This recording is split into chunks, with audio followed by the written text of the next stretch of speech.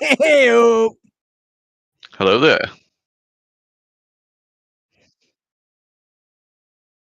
Operation Just Causent, yes.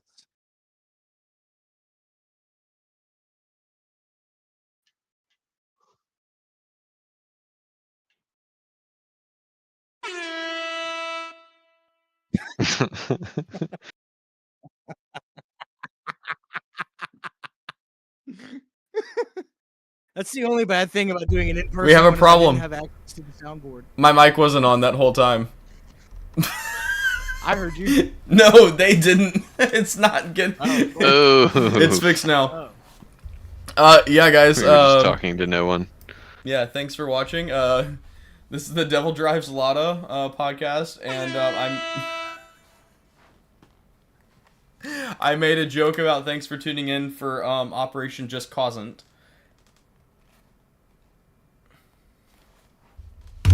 Yeah. Haha. For those of you that know. Let me make sure everyone What else operation? is y'all's. Yeah. Wait, what?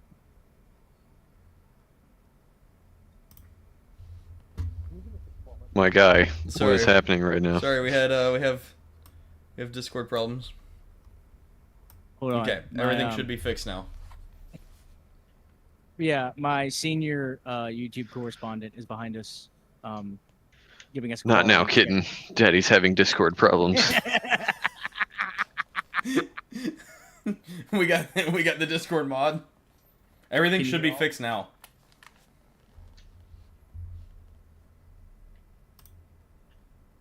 Okay, yeah. Okay. I don't know what I did or what happened. Yeah.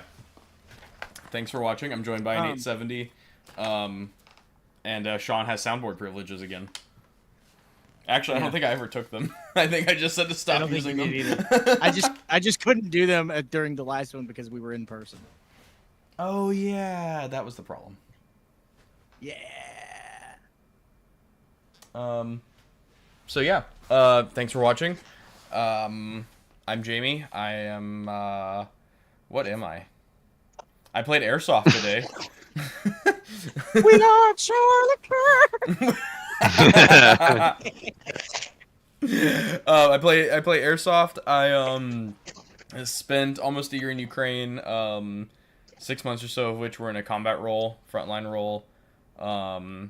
I instruct. I teach people and things and stuff, and yeah, that's all I got. I'm Sean. I am a veteran deployed to Syria in 2019 in support of Operation Inherent Resolve. One of the resolves. One of the resolves. Yeah. One of those resolves. A generic milsurp enjoyer. Very interested in retro guns and kit and the history surrounding them. Yeah. Are you still gonna do anything about your love for retro camo? Have you put more thought into that? Yeah. So the business thing, I'm gonna wait a little bit until the future plans I was telling you about. So I have some warehouse space, quote unquote warehouse space. Warehouse. Because yeah, if I were everything I can find and start ordering is like by the pallet, and I just simply don't have a place to, you know. Oh, I told you, man. You're welcome to store stuff at my place. Point. I could do that. Yeah, we could do a whole merger thing. Merger, a corporate merger. Also, I would. What do you do for work? Welcome, Ian back. You know, murders and executions mostly. We would like to welcome Ian back. He wasn't able to join us last week. Instead, we had Robert O'Neill with us. Yeah, right. Yeah, we had Robert O'Neill and Tim Kennedy with us last time. Yep. Oh yeah, I forgot. We had a 4-person last time. Yeah. We had a new face and a faceless Tim Burt man. Kennedy O'Neill III. So welcome back. Yep. Thanks, man. Happy to be here. Yeah. I'm just a random random another camo nerd. I'm just a chill guy. Who makes cool raid mods like the one I'm wearing now? If you want something like this, is an Operator Supply. Yeah, indeed. These guys keep me around because my autistic gift for language lets me access foreign surplus that other people aren't able to get. we were just talking about that before. We genuinely think you're cool. That's why we keep you around, but the camo's a plus. We were just talking about foreign words a few minutes ago.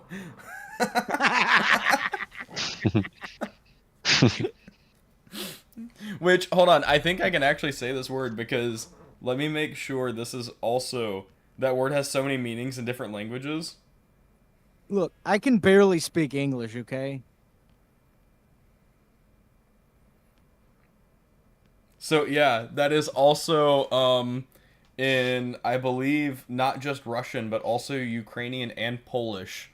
It is kind of like a yogurt drink. Kefir. Yeah, I knew that much. Yeah, like kefir, you were saying that, and I was kefir, like, yeah. So is that what he's trying to say? I was like, I don't think that's the right word. yeah, man. I just wanted some fucking Ukrainian yogurt, dude. Goddamn. The actual like Arabic pronunciation is closer to kafir, but like that it's the word that fucking Pete Hegseth has tattooed on himself. I didn't know that. Yeah. Oh, it's like their word for non-believer, or like infidel, or Yeah, he got that tattooed on himself while he's trying to return to the warrior ethos and improve soldier lethality. Homie can't even do a pull-up. No, I just say that because he says that literally anytime you stick a microphone in front of him, he's like, "We're trying to return to the warrior ethos and improve soldier lethality." Hell yeah, brother. I don't want to like sidetrack us too much, but I love like all the corporate buzzwords. Whether it's AI or soldier lethality, or whatever. It's just like big words that I was told to say that I have no idea what they mean. Yeah, warrior. Yeah, because I'm sure. I mean, I've never been in, so I don't know, but I'm sure all the DoD personnel will agree with me that the military is missing is more corporate bureaucracy and bullshit buzzwords and shit like that. Yep. We need to make the military more like corporations, not definitely. Yeah. Because we see how well that works in the past. Yeah. I think we should just privatize all of it. For sure. It's funny you say that. That is the libertarian paradise, my Diamond right? Dogs patch. It's funny you say that.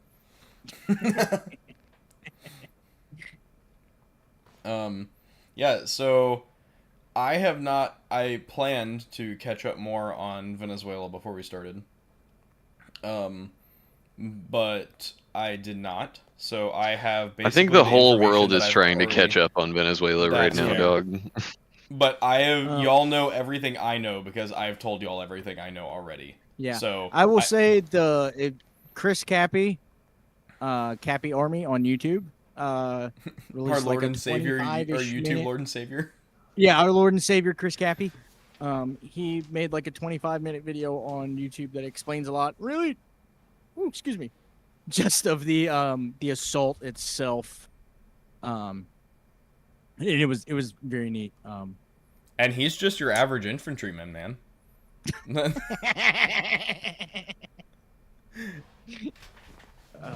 I must say, I'm really glad he's no longer with Task and Purpose. Yeah, he did a great job, but Task and Purpose. But the guy who's now the like main face and voice for Task and Purpose, I do not like listening to that guy talk. He's not my favorite either. I stay loyal to Chris Cappy. Yeah, Cappy Army. Cappy Army, if I may. If you will. Yeah, Sean recommended that video, which it's kind of funny we were talking about it. Well, I guess just before the show, I was like, dude, I've hardly been able to read any articles. I was like, I kept up. I was awake when it was happening, so I was like sending you guys all the stuff I was finding. And then I didn't have any inside information on this one. I just I didn't even have Telegram information first. It was just Instagram stuff from like Tesseron and Northern Provisions and everything. And I was like, I've hardly even read any articles for it. And then Chris Cappy's putting out an entire video, like the step-by-step playbook. Yeah, and it's very, like I say, it's about a 25-ish minute video, and it's very, like, he covers all the bases. Like, this is just about the assault. He brings up some really cool points. I didn't realize there was 150 fighter aircraft alone involved. Jesus. In it, which that's not air superiority, that's like air supremacy. You know, that's pure domination. I was talking with one of the dads. At first I thought he was prior service or something, and then he said a few things. I Did he say warrior ethos? And lethality. I smoked his 10-year-old kid with another guy that he was playing with. You really need to preface that you were playing airsoft. I did. I said that. Oh, I didn't hear you say that part. My bad. Yeah. At airsoft today, and I literally let them walk past me. Yeah, just blew some 10-year-old kid away. Yeah. And I chose not to shoot him. I was like, hey guys, y'all are dead. Like, they were like 5 meters from me. Blew his head smooth off. Clean off. And I was I was just like standing there later, and his dad walked up and started talking to me. I was like, oh wait, you're that kid from a few months ago. And I guess the dad just wanted to talk politics and stuff, and he was like, yeah, so Venezuela, right? And I was like, oh yeah. Yikes. Well, sure. I guess the dad did seem to. I said something about, I don't disagree. Like, I think Maduro. I'm doing it again. Maduro's a For those of you horrible that guy. can't pronounce his name, think of Maduro cigars. Yes, Just say thank you. Maduro. Like, it's not even a hard word. It just, I'm freaking retarded. It's really not. I don't know why you can't say the hard R word. Anyway, the dad, I was like, yeah, I was like, he's a horrible guy. I was like, he deserves everything coming to him. I was like, but we probably shouldn't be there. I was like, the reason we arrested him and like did all this isn't for the right reasons. And then I was like, absolutely, I agree. He was like, what we should be doing it for are the things he's done wrong, and not for oil and a show of force. I was like, thank you. I know I've said this in the past, and you guys are probably tired of hearing me beat this dead horse, but I've compared this current administration to the Reagan administration a lot. And with every month, something happens that like solidifies that argument. What was that famous Reagan quote? I know there's a lot about, like, basically nothing bad can happen, it can only good happen. No, he's talking about like the Middle East, and he's like justifying in like this famous speech on why we need to be there. And he's talking about like, dang it, dude. It is like super like almost as famous as like, we will not negotiate with terrorists from like it's like that kind of speech, and he's like justifying in a couple lines why we need to be like in the Middle East. I don't remember. Anyway. I genuinely don't like listening to Reagan talk. Yeah, so. yeah. Yeah, me either. The sad thing is, I used to wear. I try to avoid it when I can. And then I realized that politicians are all just fake and gay. Can I say that? I say fake and gay all the time. All right, perfect. I say it at least 3 times every episode. In this house, we say gay and retarded. You might not agree. The amount of times I reference that South Park episode where he's... Dude, I don't think I can say that word on YouTube. Are you guys caught up on South Park? No, I don't watch it. Dude, it's fucking hilarious, dude. Because it's like all like what's having to do with like in the government right now in politics. Yeah, dude. Fucking hilarious. I saw that they bought fantastic. the Trump Kennedy Center.com. Did y'all see that? I did see that, yeah. Did you hear about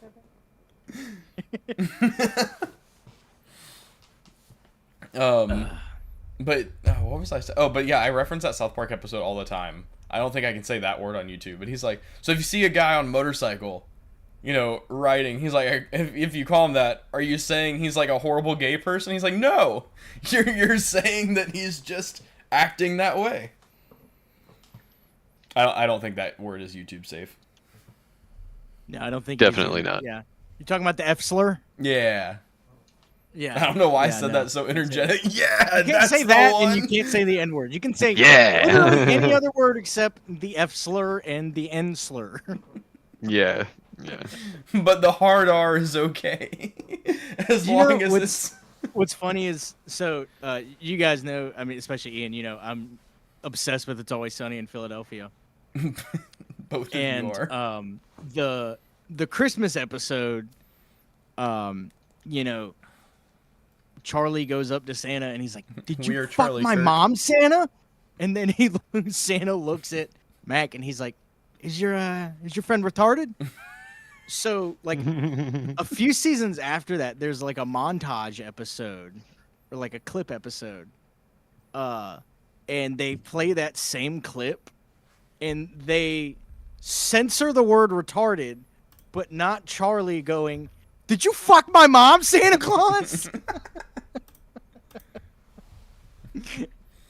Insane. That's hilarious. You can say, "Did you fuck my mom, Santa Claus?" but you can't say retarded. For those of you, I just realized that we all know the hard R thing that I'm talking about, or that we're talking about, but for the we might get canceled for that one, bud. All right, but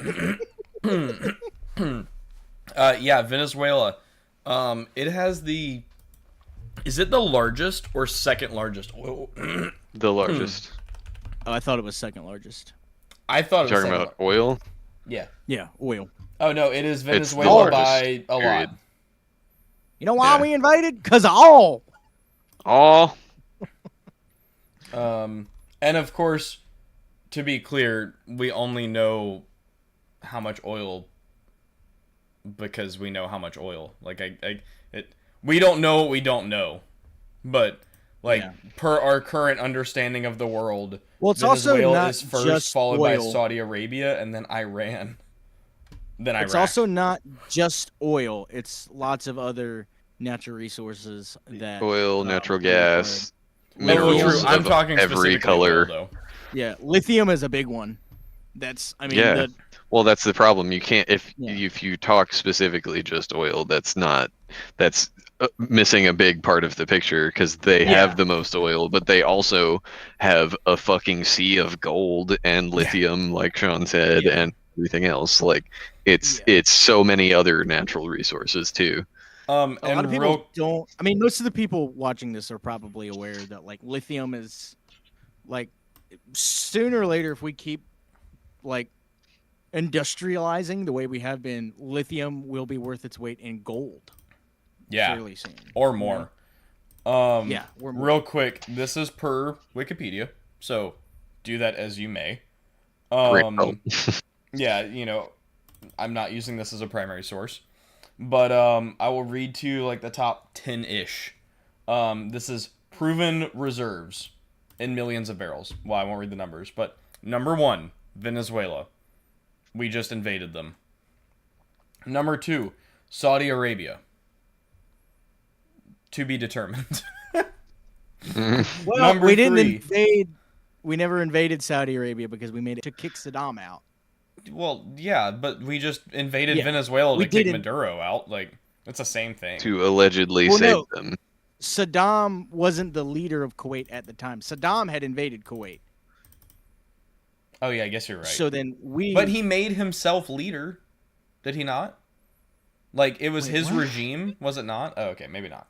Yes, so Saddam was the leader in Iraq, and then he wanted Kuwait at the time. I think it was like there was oil, but it was also gold. I think he really wanted Kuwait's gold, so he invaded Kuwait. Well, he wanted Kuwait's gold. How do we get in on these natural resources? He didn't want them to be friends with us. So precisely. So we kind of in Kuwait, we were like, hey, we'll come and kick Saddam out if you let us in on them natural resources. And that's what happened. And Kuwait is still, there are several significant military bases in Kuwait to this day. So I'm going to attempt to lower my camera without falling it. Or falling it, making it fall over. And my last ones are, Russia and the U.S., followed by Libya, Nigeria, Kazakhstan, Libya, you say? Somalia, China, Qatar. Yeah, there's Weird. some other notable ones Something- on that list. Something interesting happened in Libya too. Yeah. Yeah, that's wild.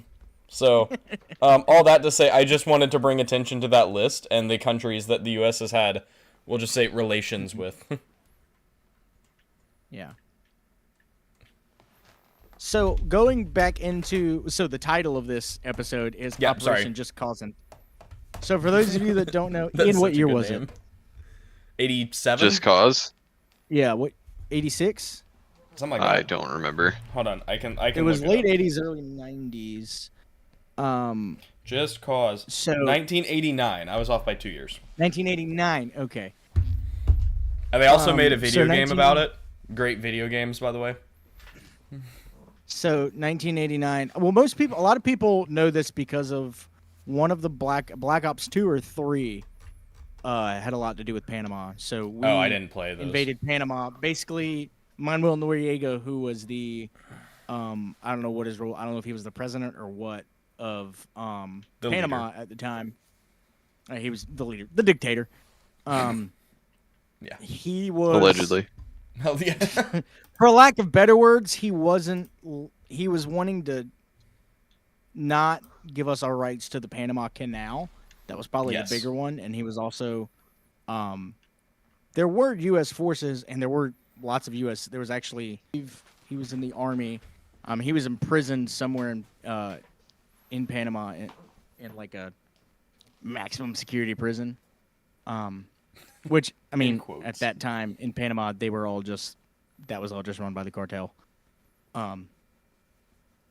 So we launched what they named Operation Just Cause, which was about a 48-hour siege of Panama, where the U.S. sustained minimal casualties and the Panamanians did not sustain minimal casualties. They sustained a lot of casualties. Yes. Maximal casualties. Maximal casualties, because that was also one of the first times that the AC-130 gunship was that was like what put it in the spot was Operation Just Cause.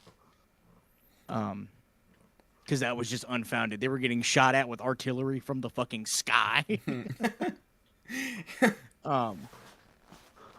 I can't think of AC-130 gunships. Sorry to derail this slightly. Without thinking of Transformers. From the clip from Transformers. Yeah. That will be forever like programmed into my mind. Not, seeing them fly in real life. Not, whatever. Just the Transformers clip. Yeah, a good clip. Good movie. The OG Transformers, the Michael Bay Transformers movies. Fucked. We call them the Bayformers. The Bayformers. That's literally what they're called. If you look up the breakdowns of the Transformers movies, they're called the Bayformer movies. Anyway, sorry. That sounds fake and or gay. Just like Operation. Ain't no way all these formers is trans. Anyways, after 48 hours, the Panamanian armed forces surrendered. I believe that was also when we took Noriega into custody, which surprisingly enough, I believe it was Delta Force that captured him, and then immediately turned him over. Yeah, and then immediately turned him over to the DEA. Wait a second. We all know who captured Maduro, and all the pictures we see of him in captivity with the blindfold over his head and his hands bound and him just holding a water bottle. Remind me what date. You can clearly see on their uniforms it says DEA. Remind me what date that was that happened. 1989. Yeah.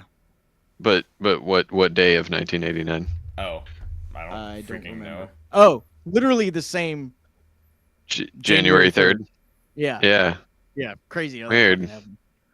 Weird. Oh, I didn't know that. Wow. Yeah. At least So, I mean, Panama Operation had- Just Cause sounds way better than Operation Midnight Hammer. Yeah. Well, and I meant to look it up, but like the name for the whole entire operation Oh, that's yeah, been yeah. going on for months, it was like Operation Final Resolve or something. And I mentioned earlier, I deployed under Operation Inherent Resolve. And I'm like, you can only have so many resolves, dude. So No, many no, no, no. resolutions. No, it's even worse than Final Resolve. Are you ready for this? Operation God, what is- Absolute Probably not. Resolve. Absolute Oh my Resolve. god. It's worse than we They can't thought. even come up with original names. They were like Inherent Resolve. What's another word that sounds kind of that's like similar to inherent? Hey, Absolute. ChatGPT, what's a synonym? Dude, Pete Hegseth's sitting there on Signal Chat with ChatGPT up on his monitor. Guys, I got the greatest name ever. ChatGPT, what do you think of Sounds the name so badass. Absolute Resolve? Wow, that sounds like a great idea. You're so creative.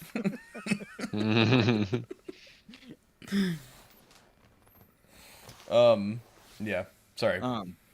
But yeah, it almost really the only difference is that Inherent Resolve took us like not Inherent Resolve, Just Cause took us like 48 hours about, give or take, and Midnight Hammer took like 4 or 5 hours. We literally Yeah. beat our own record. The memes that came out of it was like, this is how you do a special military operation at Putin. Yeah, Russia, Putin going. Ugh. Ugh. That's what Putin was trying to do in Ukraine, and then just fucking failed miserably. The difference It's crazy what is, happens when you have the logistics part figured out. well, not so. Well, let's rewind. Obviously, just slightly to 2022.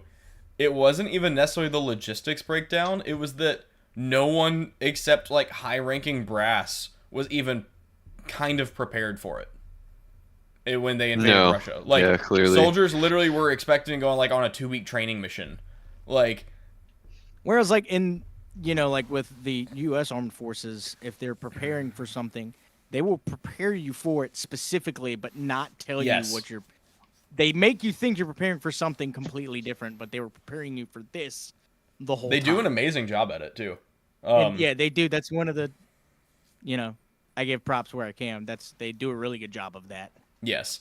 The guy at I kind of want to talk a little bit more about this earlier. The guy at Airsoft, the dad or whatever, he was like, "Oh, what about Venezuela?" And he's like, I thought he was prior service until he started kind of talking, because he was like, "Hey, do they teach like training courses here?"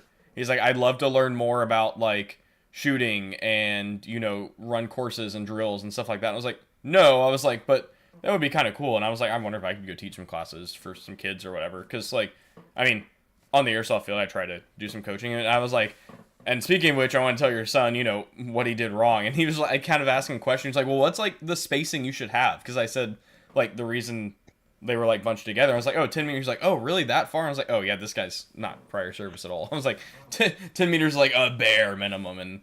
In that kind of environment. But he was like, well, how long do you think they've been training for this Venezuela thing? Still. And he was like, a few weeks. And I was like, no. I was like, the amount of logistics involved in this between the Air Force was involved, the Navy, Marine Corps, the Army, hence SOAR, Delta itself. Oh, your mic is... I can't hear you. Can you hear me now? Yes. Okay. Every branch, besides maybe the Coast Guard, hell, they might even do it. And You are staticky. I think your mic is disconnecting, brother. You are very staticky. Shove it in there. But anyway, while he's working on that, this would have been like months in planning. Like the logistics to figure all this out. Like this is a thing like Trump took office and he was blow it like an N64 cartridge. Sean's blowing on his cable.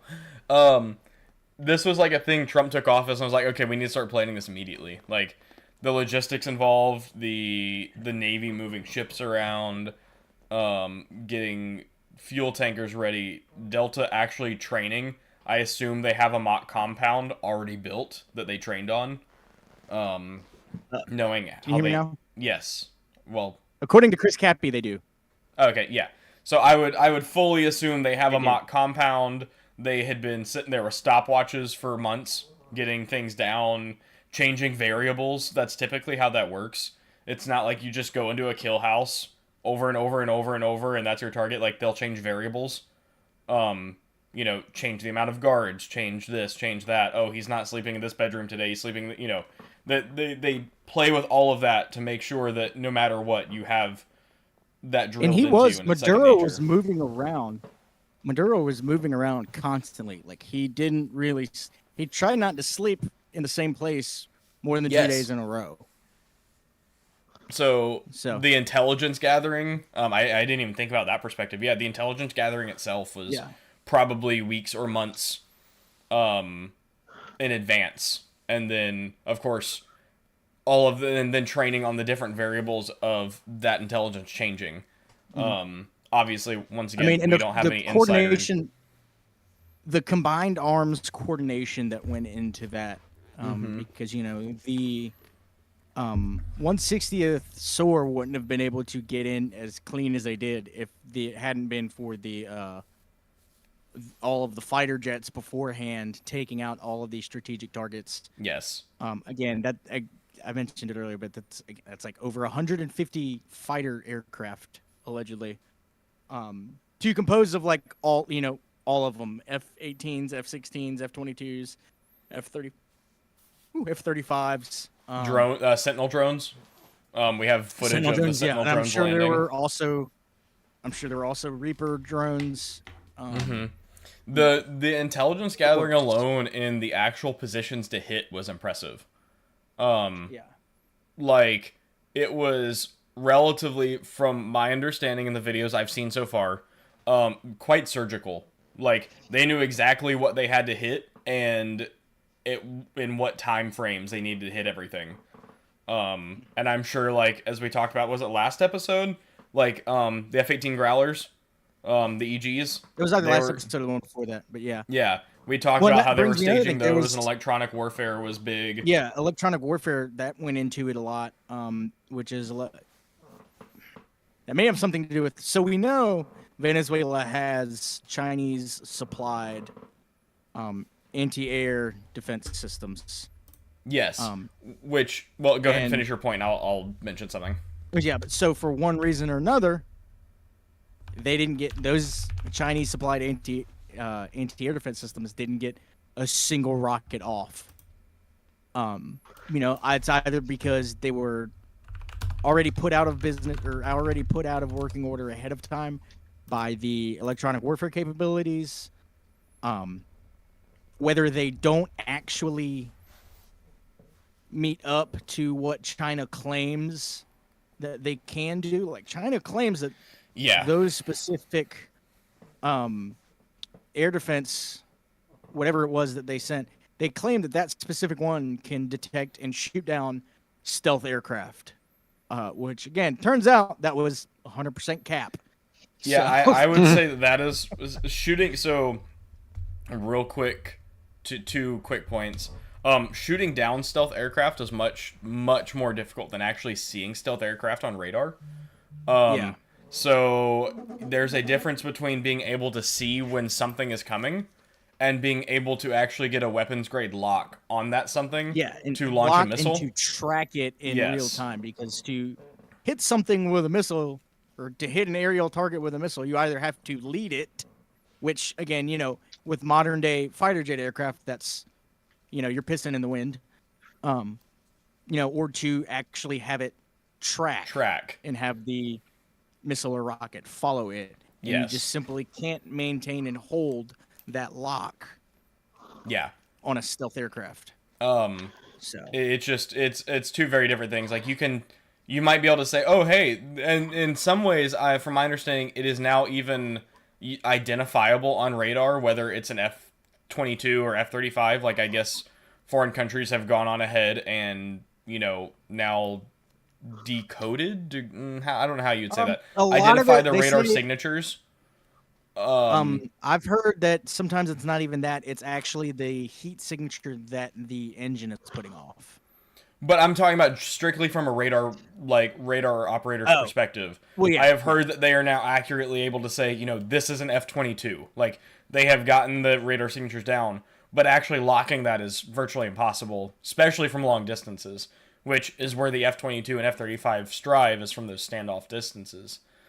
So there's that, but then also, I wanted to bring up whether or not we used ARM. So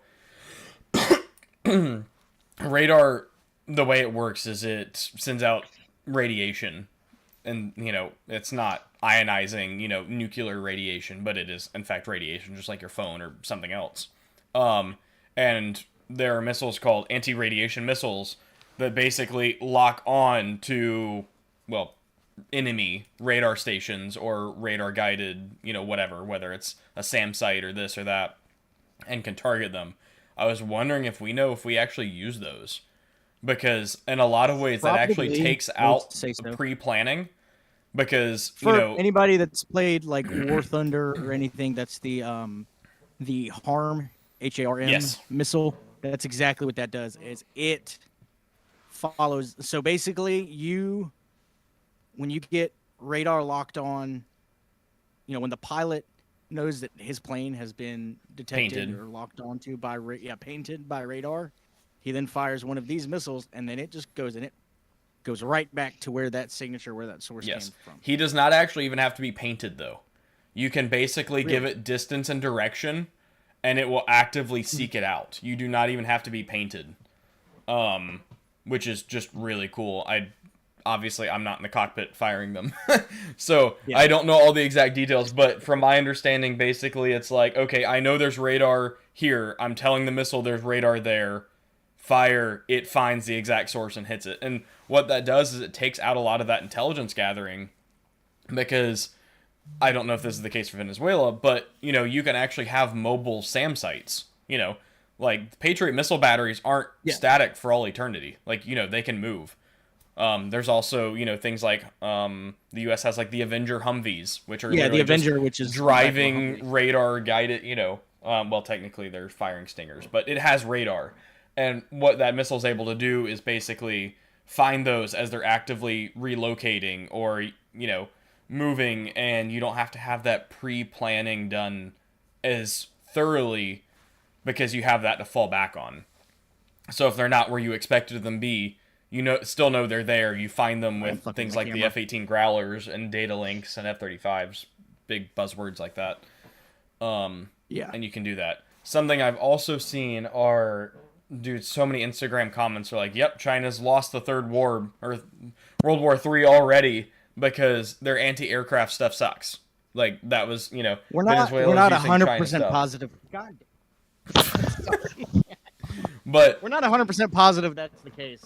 We don't know, because this was very prevalent in Ukraine. Honestly, many countries that the U.S. or even in Russia or in any of the global superpowers giving smaller countries weapons and stuff, a lot of things we'll find is they just don't know how to use them properly. Like, that was a original issue with Ukraine when we gave them like Patriot missile batteries. They were extremely not good with them.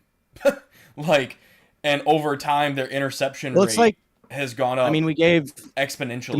When the Soviets invaded Afghanistan, we gave the Mujahideen Stingers, and they didn't really know how to use them. So just because China could have given them literal top-tier weapon systems, and if they didn't have the training on how to use them, and actually, under pressure and stress, have the correct training, the weapon system may not be the problem at all. It may have just simply been user error or skill issue. Skill issue plus ratio plus didn't ask. So yeah, those are kind of my comments on that. That's don't assume that because the U.S. didn't lose a ton of aircraft from advanced Chinese weaponry doesn't mean the Chinese weaponry sucks. It may very well. Yeah. But that's a poor assumption. It might. But it also could just be that the Chinese didn't exactly give a good crash course Yeah. to the Venezuelans on how to operate that equipment.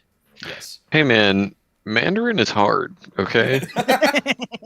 Dude, imagine That's kind of reading. what I was thinking, is that they just like unloaded it off of planes with like the instruction manuals and it's all written in Mandarin. Like, it's Okay. you know, Good rock.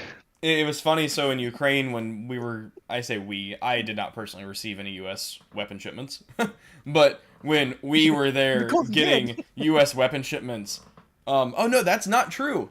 No, that is not true at all. So we had an L96A1, that was our hell yeah. designated sniper for our squad, and actually shot by Elon, which has been on this podcast, episode 5, 6, somewhere in there.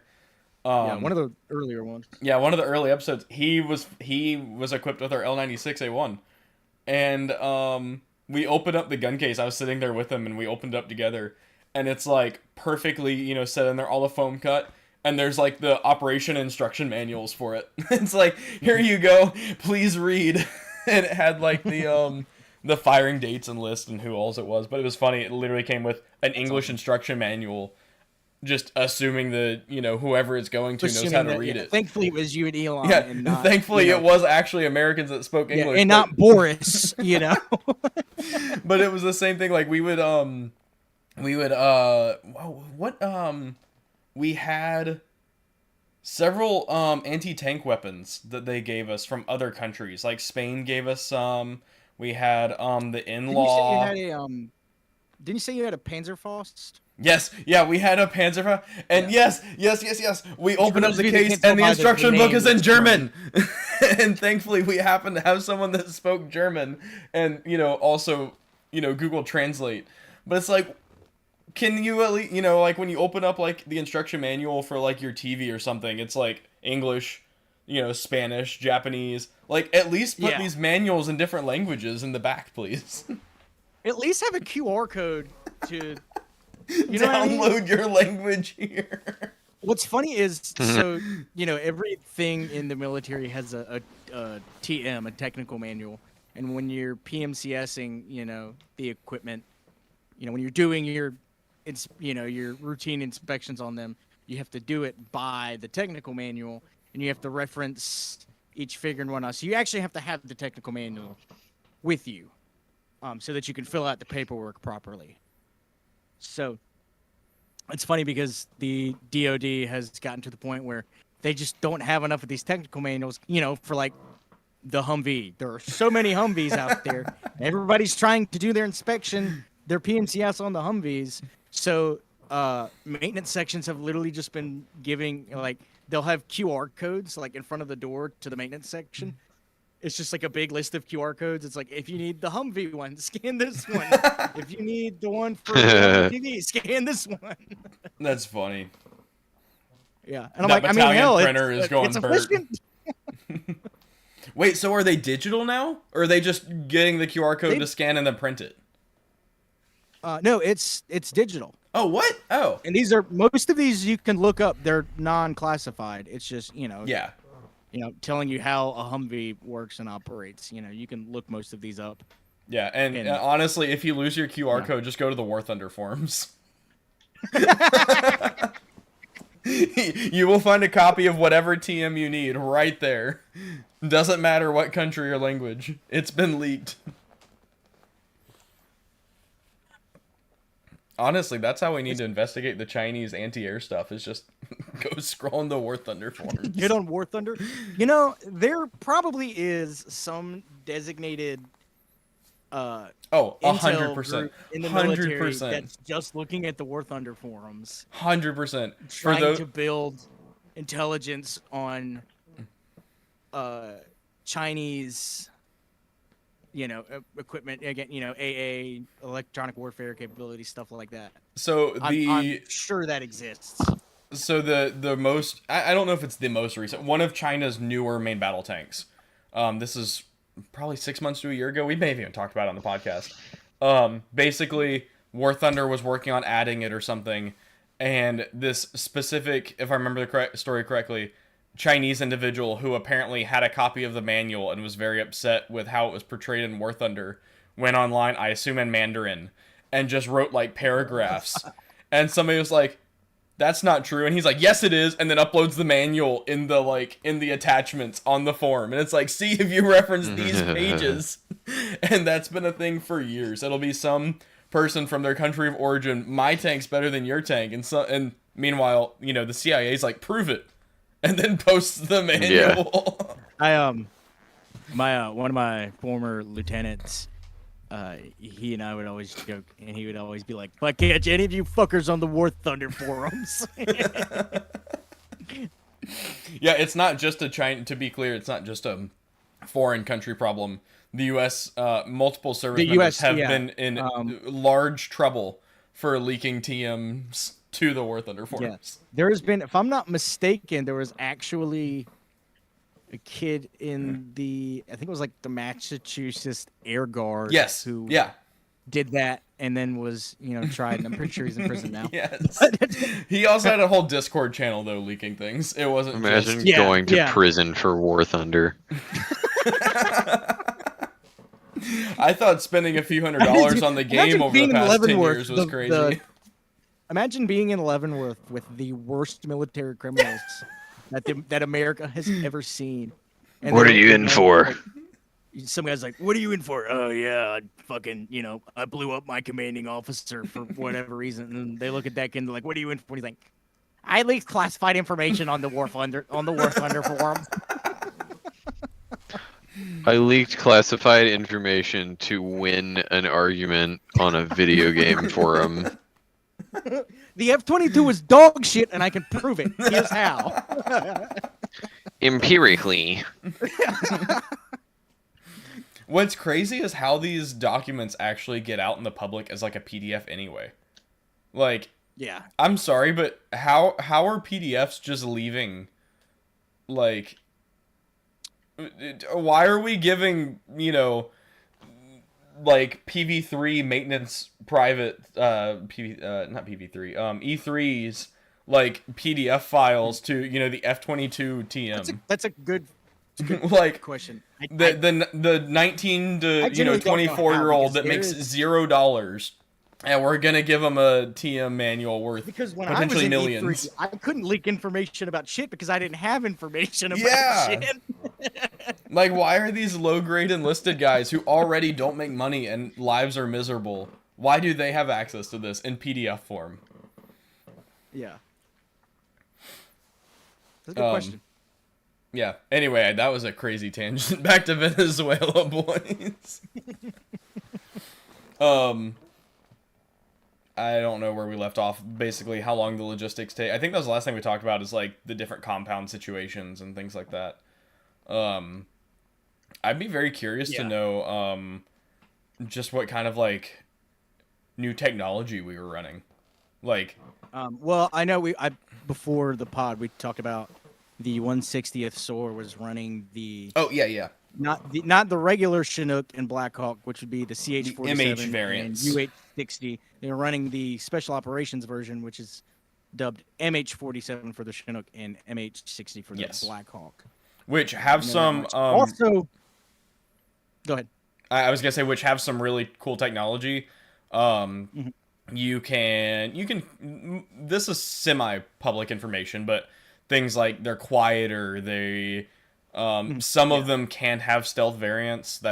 I don't believe any of those were used this time around. I don't think we have any evidence of that. I'm not gonna lie. Stealth helicopters are very hard. I'm pretty sure after that one was destroyed in the Bin Laden raid, I'm pretty sure we gave up on that. Yeah, we may have. That technology is really hard, and it's almost. It's like we really don't need it because we have, we're so advanced in electronic warfare, Yeah. They do have extra sensor arrays though. Like the amount of, I don't know for sure, this is pure speculation, but I assume they are data linked because I would think if you're doing that much work, you basically would have to be data linked in with the F-35s and 25s, as well as all the other data linked aircraft that exist now. Yeah. So, but the sensor arrays on these things are incredible. They're quieter. extra sensors. They have miniguns instead of at best like a 240 door gunner. We're running 134 miniguns. There was even some variation of the MH60 of the Black Hawk that they were using that was upfitted with like Hellfires and fucking rockets. They can fit Hydras, Hellfires, all while also having the miniguns on the door while still carrying a full squad of troops that can dismount. Yeah. I believe they carry 8. I believe the MH60s are 8. And for those of you that don't know, the 160th SOAR is like... Oh, yeah. That is the Army's like elite squadron of pilots. These are like stunt pilots. These guys are all like Red Bull pilot, like Red Bull race level pilots that are flying for the Army. Just look up like 160 SOAR videos flying in name a big city in the US, and you will see like MH6 Little Birds ripping down city streets at 50 feet off the ground through skyscrapers. I think one of the most common ones I've seen is they were doing a demonstration and they took a Black Hawk and they had it and they literally set it on top of the water. Yeah. Like, Yep. Yeah. That was just a few months ago. That was recently. Sitting on the water and then just picked it right back up. Yeah. Crazy and incredibly dangerous. That's incredibly ballsy. Yes. These pilots are wild. The aircraft they're flying are purpose-built for them. I don't know, I don't know if they're taking UH-60s and stripping them down and, or if they're purpose-building the MH-60s. But they are basically purpose-built to be flown by SOAR for special operations for Delta. Yeah. It's wild. And then, Sean, you brought up something that they have that I did not know about pre-podcast. Yeah, and again, this is all. I watched Chris Cappy's 25-minute video. Now I don't talk about it. Oh, your mic is doing not mic things again. Hello, can you hear me right yes. now? Yes. Hello. Oh wait, no. What is the evidence? It started good. Oh, I think. How about now? It maybe. Hello, is it good? Hello, I am under the water. It's acceptable. It's not as good as it was. Okay. I need a new mic cord. Anyways, we just have to hold it like this the whole time. So they have now what's called, I think, night flares, which are like, regular flares and countermeasures. From how's this now? Is this any better? Yes. Don't touch it. Yeah. Okay, yeah, I'm not gonna fucking touch it. I'm just gonna leave it right here. They have Oh wait, explain what flares are. Not everyone might know. Flares, chap. So when you're in a movie or something, when they're trying to shoot an aircraft down with a missile, and then it shoots all those flares off. Yeah. Just like fire comes out of it. That's flares, and they're designed to confuse whatever missile or rocket is chasing and is locked onto it. Most missiles, well, not most missiles, are tracked by heat. They detect basically a hot heat signature, so the flares are just very hot, dropping from the plane to track that instead. Sorry. Yeah. So apparently the MH variants, the ones that the 160th SOAR is using, apparently they have what are called like night flares, which are not visible to the naked eye, or naked to the visible eye, as Jamie would say. They're not visible to the naked eye, and they're like only infrared, so that like they still disrupt. They're still effective countermeasures, but they don't put off. Because I don't know if you've ever seen, it's pitch black, and I've seen it with a C-130 where it's pitch black outside. You can't even see the plane, but then he just dumps all his flares, and now everything's lit up. There he is. There he is. Now they can do that without even giving themselves away because they're not visible to the naked eye. Which this is very important for planes or aircraft like SOAR flies or like the AC-130Js, things like that, because they're operating with no lights under pure night vision. There is no Yeah, lights, no precisely. transponder. It is So I a would assume black it's painted something aircraft at night. infrared. Again, I don't know. I'm sure that's hella. I'm sure the technology can help us get classified, but I'm gonna assume it's something infrared. Your Yeah. mic is unmiking again. Son of a fucking whore.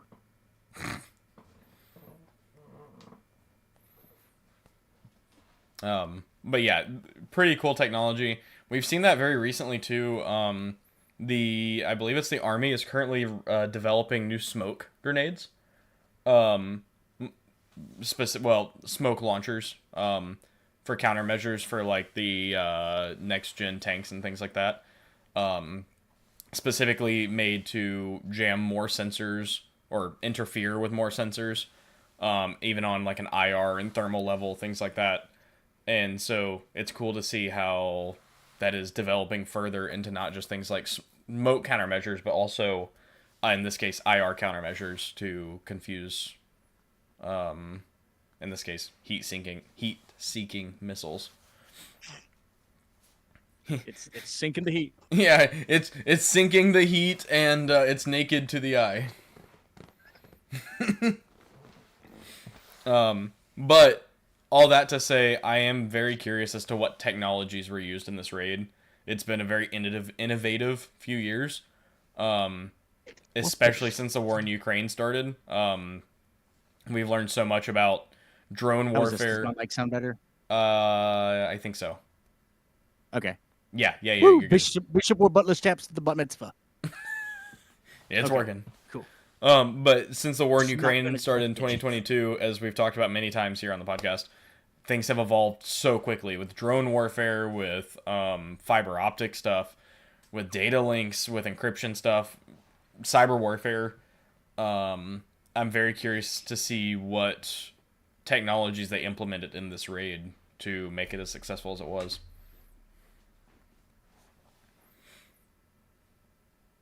What are they actually calling it?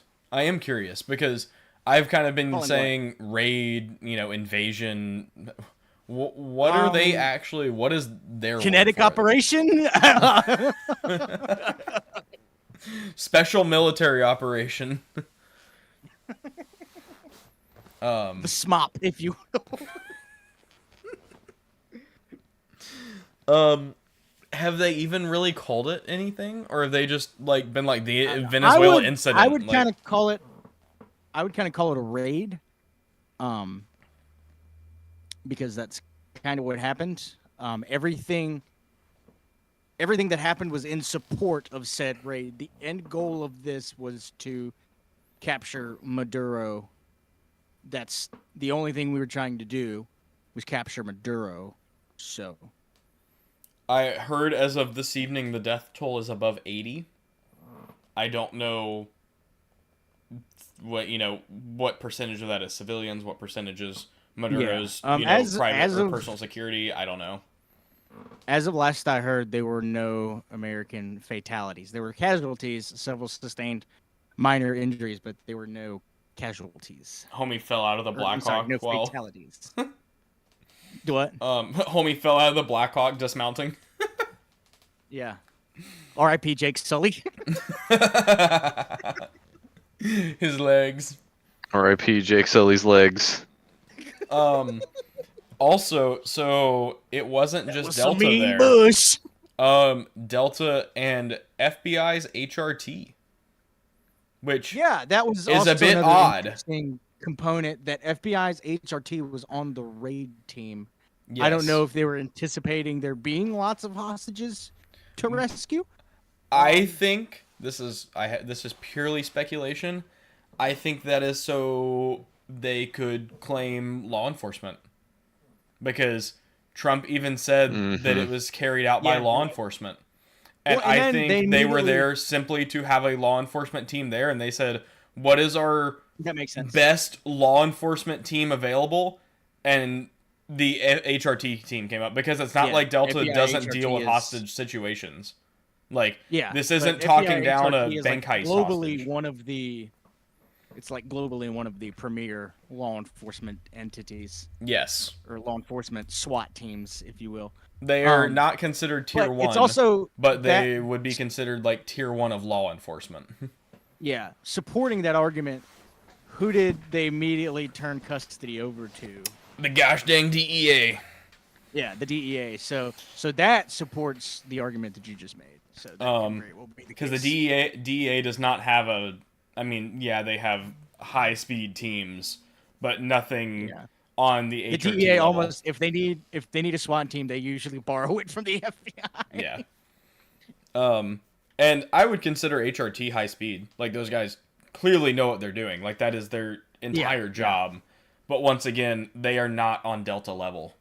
Like, these dudes would have been hand-selected, hand-picked, maybe even, prior Deltas or something. Yeah. And then they would have, I'm sure, undergone further training alongside Delta. But, yeah, this wasn't... It wasn't just, oh hey, we hop on the Blackhawks with us and dismount. Yeah. But I think they're fucking cool. Let's be for real. Yeah. But I would say that my pure speculative opinion is they were there simply to have a law enforcement face. And that, I would. Oh, well, yeah, because that was the whole thing. We arrested him. Yeah, they were on weapon charges. Yeah, on American weapons. Yeah. How the fuck that applies to a foreign sovereign nation? I really want to see Trump's DOJ try to explain this one in court. Yeah. Like, I really want to see what was Massey, the charge? Weapon charges. It had to do with the. Oh yeah, I guess I believe that's the Hughes Amendment. Yeah, it was the 1943 Hughes Amendment. 34, not 43. 34. Yeah. Sorry, I'm just like sick. Yeah, which is what? So like what? Trafficking or? I don't know if they've actually released it exactly.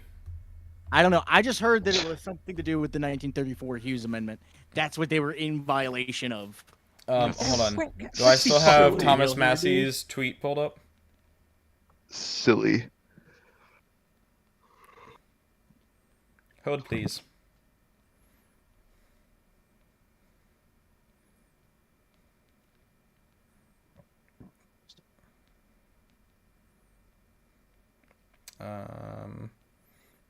Oh, no, I don't. Keep going. I'll find it. Let me just Google what Maduro is being charged with.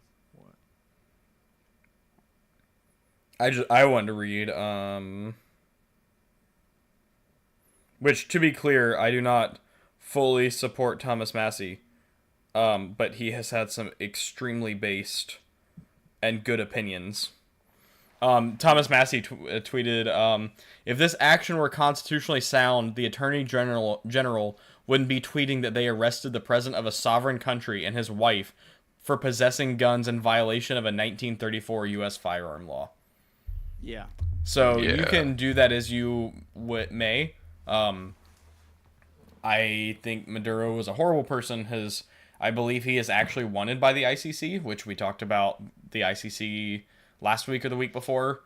But I believe he is wanted for trial, or has an arrest warrant. Has an arrest warrant by the ICC for war crimes as well as other things. So like, he's not a good guy, but at the same time, we didn't invade him to bring him to justice for his. Deeply embedded with the cartel. The cartel was running Venezuela, so he's a bad guy, and somebody had to do something, but was it really us that had to do this thing, And we did not do this because of that. We did this right. Once again, my speculation. It was just a convenient excuse. And we used the DOJ's. It's to stop the fentanyl that was actually never coming from Venezuela. Yeah, which I don't think we've ever said that drugs don't come from Venezuela. I don't think we've ever said that. But what isn't coming from Venezuela is fentanyl.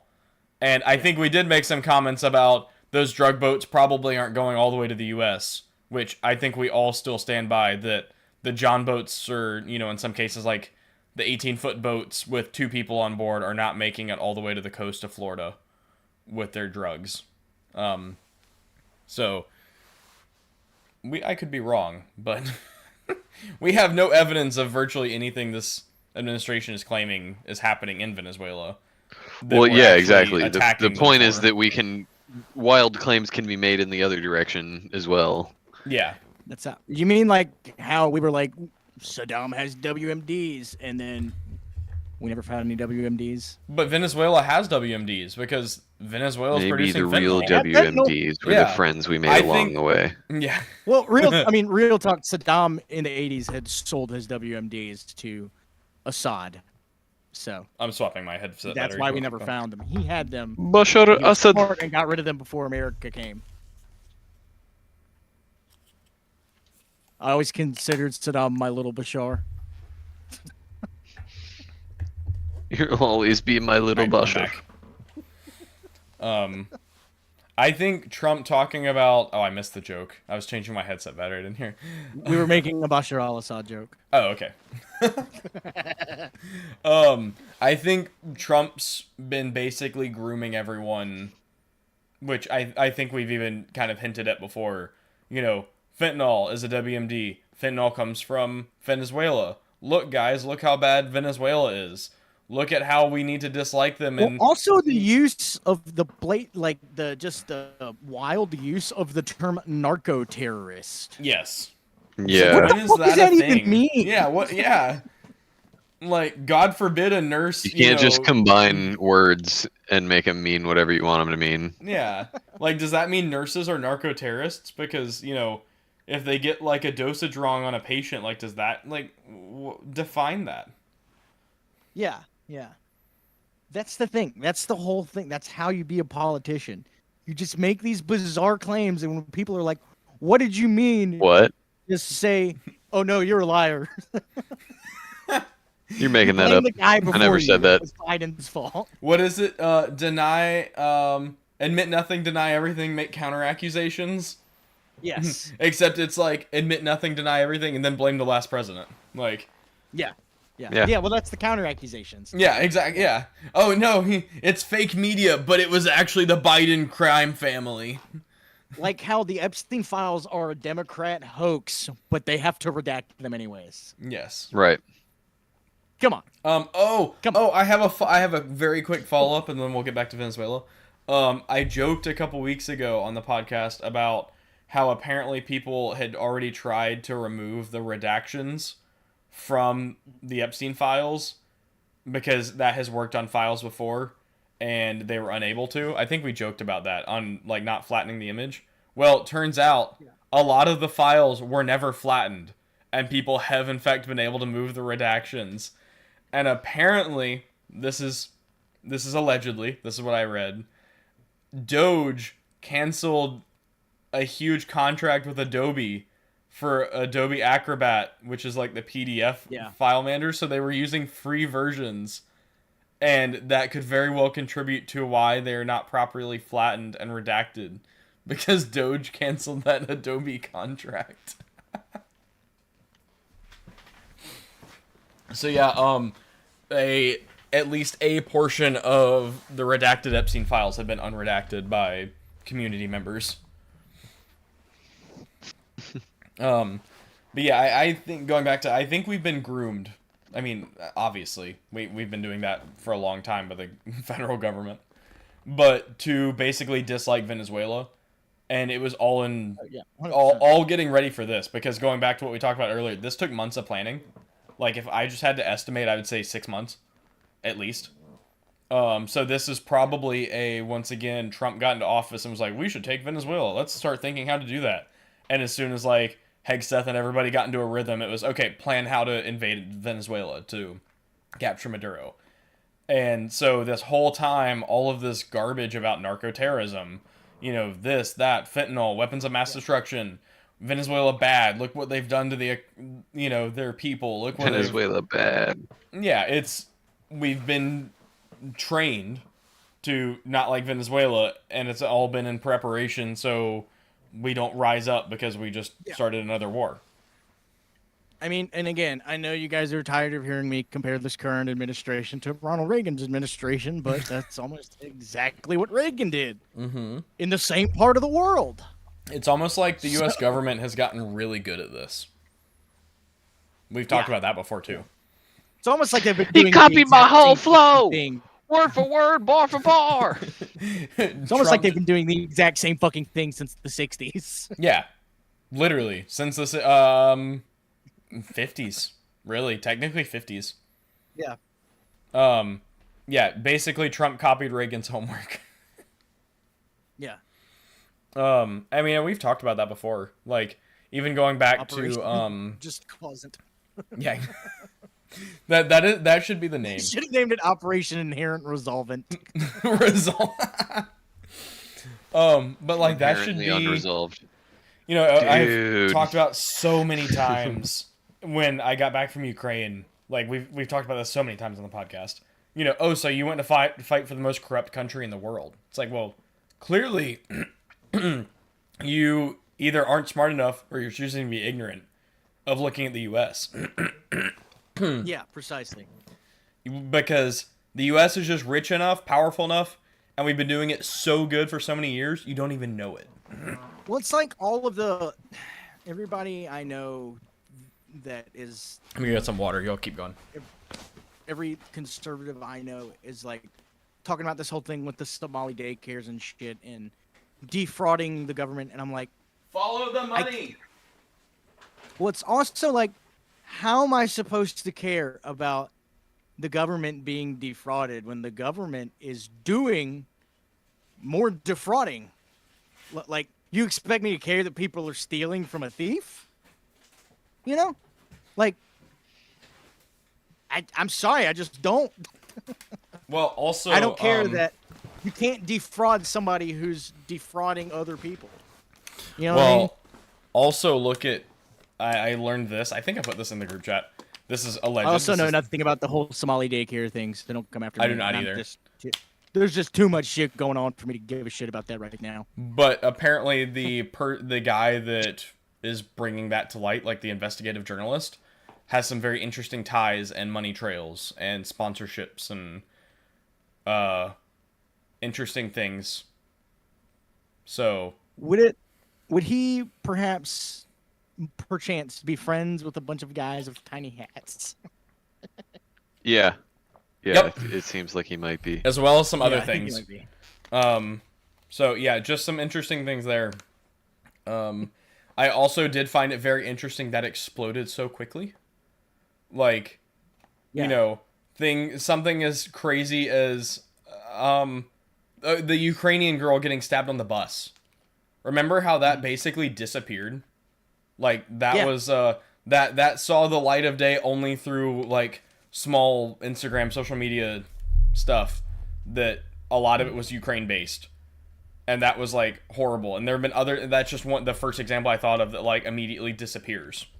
Meanwhile, every single like news agency everywhere is hopping all over the Somali daycare stuff.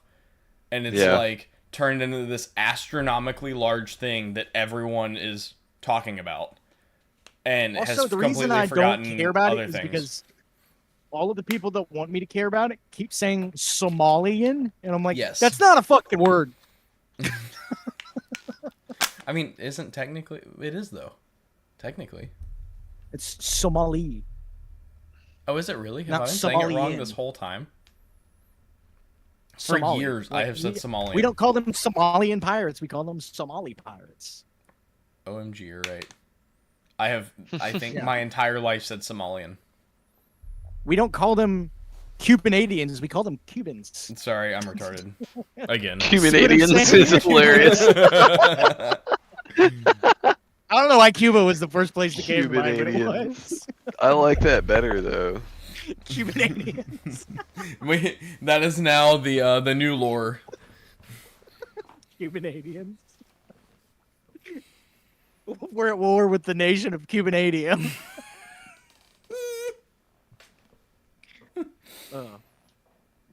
But yeah, so I'm sorry I don't give a shit about something and you can't even fucking say it right. You know what I mean? Yeah, I'm not saying invading taxes and getting like government checks and stealing from the government is good, but if you do it, just don't. I'm just saying, release the fucking Epstein files. Yeah.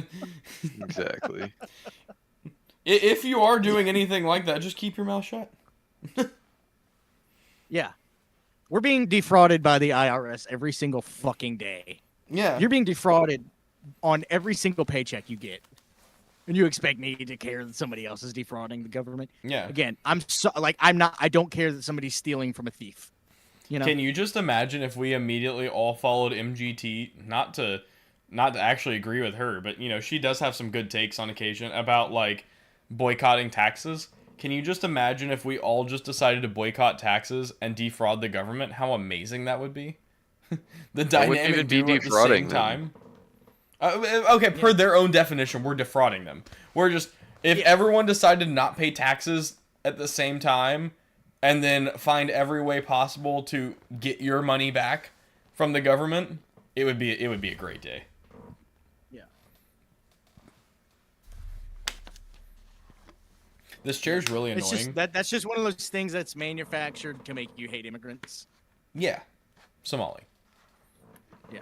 Apparently that's Somalian. also been spun up to be anti-Iranian too. I saw something about that. See, I'm not well educated enough on it to know what the fuck Iran has to do with it. Yeah, it was some. I'll see if I can find it again and send it back to you guys. I'm not gonna be able to find it in a quick enough time to put it on the podcast, but yeah. Also, I said a minute ago, I hate this chair. So normally, I like my chair like, I don't know, 5 degrees back.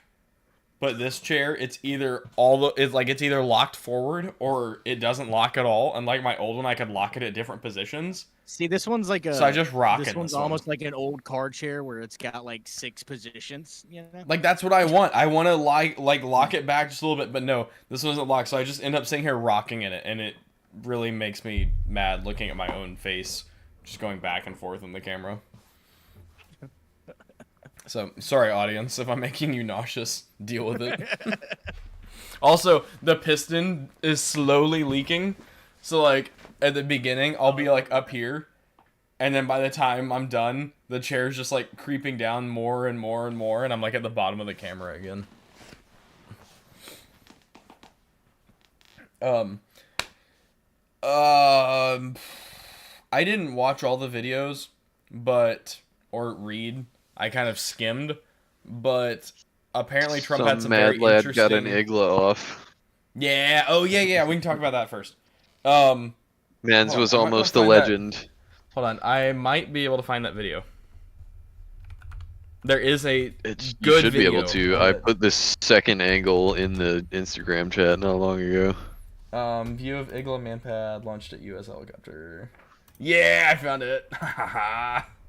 Why did they shoot it vertical? If you're taking a video on your phone, turn it sideways. Alright. We'll watch this video. Let's see. Media is turned up. Monitor 1? Did I get it right? Monitor 1. Oh wait, y'all can't see it. But y'all have it already. Yeah, I'm pulling it up on the Instagram chat so I can see it. Audio, yes, and play. Look at that thing go!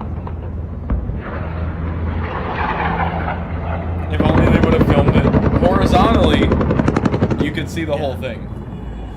Mierda, marico! Me trying to play Battlefield. Oh, here's a difference. This is 2 foot. Oh, here's another video. Wait, did it hit the top of that building? What? No, it would have. If it hit the top of a building, it probably would have deflected. No. Hold on. Let me cut all the video for a second because I gotta send this link to you guys. This is on Reddit. This is a clip that I haven't seen before that I don't think y'all have seen either. Okay, I put it in the chat on Discord. Okay, hold on, let me. I hadn't seen that angle before. I think that's even a different angle than the one Ian sent earlier. I think it literally smacked the top of the building and like tumbled off. Oh, it's in the podcast chat. Oh, is it? What chat did you put it in? Podcast chat. It's just a link. I don't. Wait, who just joined? Oh, it's Traven. It's Traven. What's up? Like no one ever wears. Hi, bud. Where's are you guys from? Whose waifu logo is that? Yeah, who? What you guys up to? We're podding. podcasting. Oh, you're plotting? Yeah. You want to say hi to everyone? Oh, They haven't seen you in a long time. hi everyone. No one knows who I am. No one knows what this is. I don't even remember the last episode you were on. It was a while ago. Life is not real. Everything is a hoax. Okay, let me watch this video here. Oh fuck. You find the one I sent you? What are you guys talking about? Venezuela right now. We're watching the video of a guy got off an Igla fired at US aircraft. But I found what seems to be an even different angle than the one we already had. Hold on, let me play it again. Hey, you think you're gonna be able to Imagine if you come to land- Venezuela without having to use a passport real soon? Dude, I'm it trying did. to see It what hit the that top of the Venezuelan building. Beniki feels like. It hit the top of the building and spiraled down. Damn, trash aim. Sounds like they need to get some more training Yeah, in. it did. I wish she Yeah, actually if people knew. would start recording horizontally and I could actually see this video, that would be really cash money. But this seems. I think this is a different Igla. I think this is two separate videos or two separate manpad Mierda, launches. marico. Because the first one that Ian sent, it seems to actually No, I think that's the clear- same one because it has like the same. The one you just sent. And the one Ian sent. I think it's the same one, just different angles. Is that It seems to literally be the just- same trajectory. Did you see Same it, angle and Ian? trajectory. The one I sent? Yeah, I'm watching it now. It literally just smashes the top of the building and tumbles over this other side.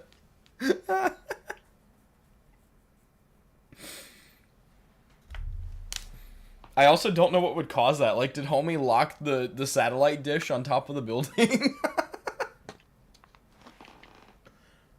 That'd be crazy. Oh, this video. Okay. Oh, I was watching a different video. Oh. Yeah, it's I two didn't- Dude videos must in have the just same link. unlocked the Igla on Battlefield 6. That's what that I didn't was. see the end of this one where He doesn't it know impacts. ball with it just yet. That's hilarious. It literally hits Anyway. the top of the building. Are you playing Have you- Battlefield 6 right now? Did you guys see their Alibaba APCs? Yes. Yes, I did. The That's also little hilarious. tiny like armored cars. Yeah, it looked like somebody's little It looks son like would a- fucking doodle bob up. It looks like a chubby version of the British Ferret Scout car. Yes. It literally Yes. looks like an armored car. Yeah. Definitely a It's Chinese like, knockoff. That's the most advanced shit you got, fam. Like, God forbid anyone bring a M2 with API. You can It's gonna buy go shit right better through than that now on the American civilian market. You can Bro, buy a better APC than Just that. go buy a Whistling Diesel's tank for 160K. Careful, then you'll get arrested for tax fraud. Tax evasion. I mean, technically, they actually don't even have to go that far. They can go to Colombia and buy some stolen Tahoes that are up armor that would probably last a little bit longer. I mean, yeah. How is your country funded by the cartels and that was the best shit you had? Let me see if I can find that video. Maybe Did they're you- getting high off their own supply. You never know. You saw the second part of that video, Ian? Where it hits the building?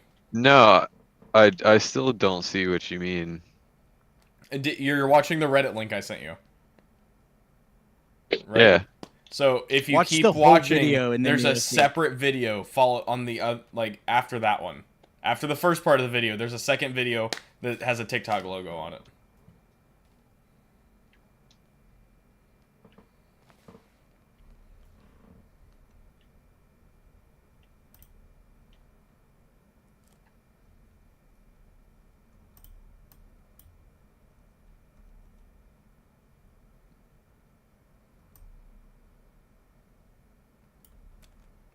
You find it? Okay, I see the first part where it goes off screen because he's recording it the wrong way. Yeah. And then keep watching, and there's a second video spliced onto the back of it. Oh, okay. Oh my god. It looks like it hits like the air conditioner or some Yeah. shit on the top of the building. I'm telling you, dude, the homie didn't lock on to the helo. He locked on to like the satellite dish on the top of the building, or like the air conditioning unit or something on the top. Amazing. Honestly, though, Imagine it being did that look, guy in that room. Imagine being also- that guy in that room where Jamie. What? You're good. Go. Go ahead. Oh, sorry, there's a delay. I can, and anyway, it also looks like it's kind of just losing speed. Like the missile looks like it's kind of just dropping, but the motor's still Yeah, it burning. almost So I'm looks like wondering it if was- it just like had a bad motor. Yeah, it looks like the round It seems itself that way, didn't, honestly. It's like it was like trying to get more altitude and just not, the motor wasn't working. Because I think those motors, like once, like at first I thought like maybe that was on the way down, like it missed its aircraft and kept going. Yeah. But I think it would have probably tried to proximity detonate. Yeah, that was from launch. And yeah, exactly. And I think also the motor wouldn't still be burning at all if it was coming back down. to Okay, Earth. here's here's the APCs. I'm about to send it to the chat so you can show Okay. it on the stream. Sorry, say whatever you were saying, Traven. Sorry, I didn't mean to interrupt you, man. Dude, I already forgot about it. I'm gonna be honest with you.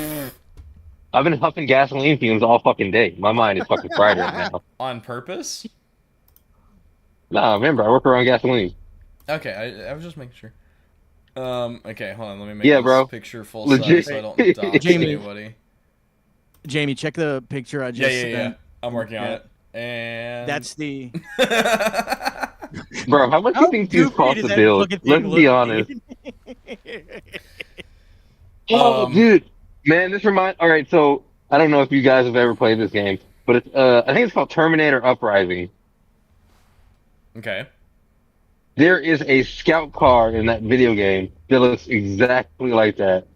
Is it? That's what I'm saying. That looks like a chubby version of the British Ferret Scout car. Also, Because like I've always I've wanted a Ferret Scout car because I thought they were fucking cool as shit. Yeah. but- It looks like a more cheaply made scout car. Like, if you look on the hatch, you see the hatch handles. Look how small they Yeah. are. Like, it's literally just like Yeah. bent rebar size stuff. But also, let's just even forget the scout car for a minute and look behind it. Bro, no, hold on. Here's a better image of one from the top. I think this is the video we saw. The one driving down the road. Yeah. Yeah. Well, hold on. I was gonna say, look at like the stupid like tank destroyer that's behind it. That doesn't even have a turret.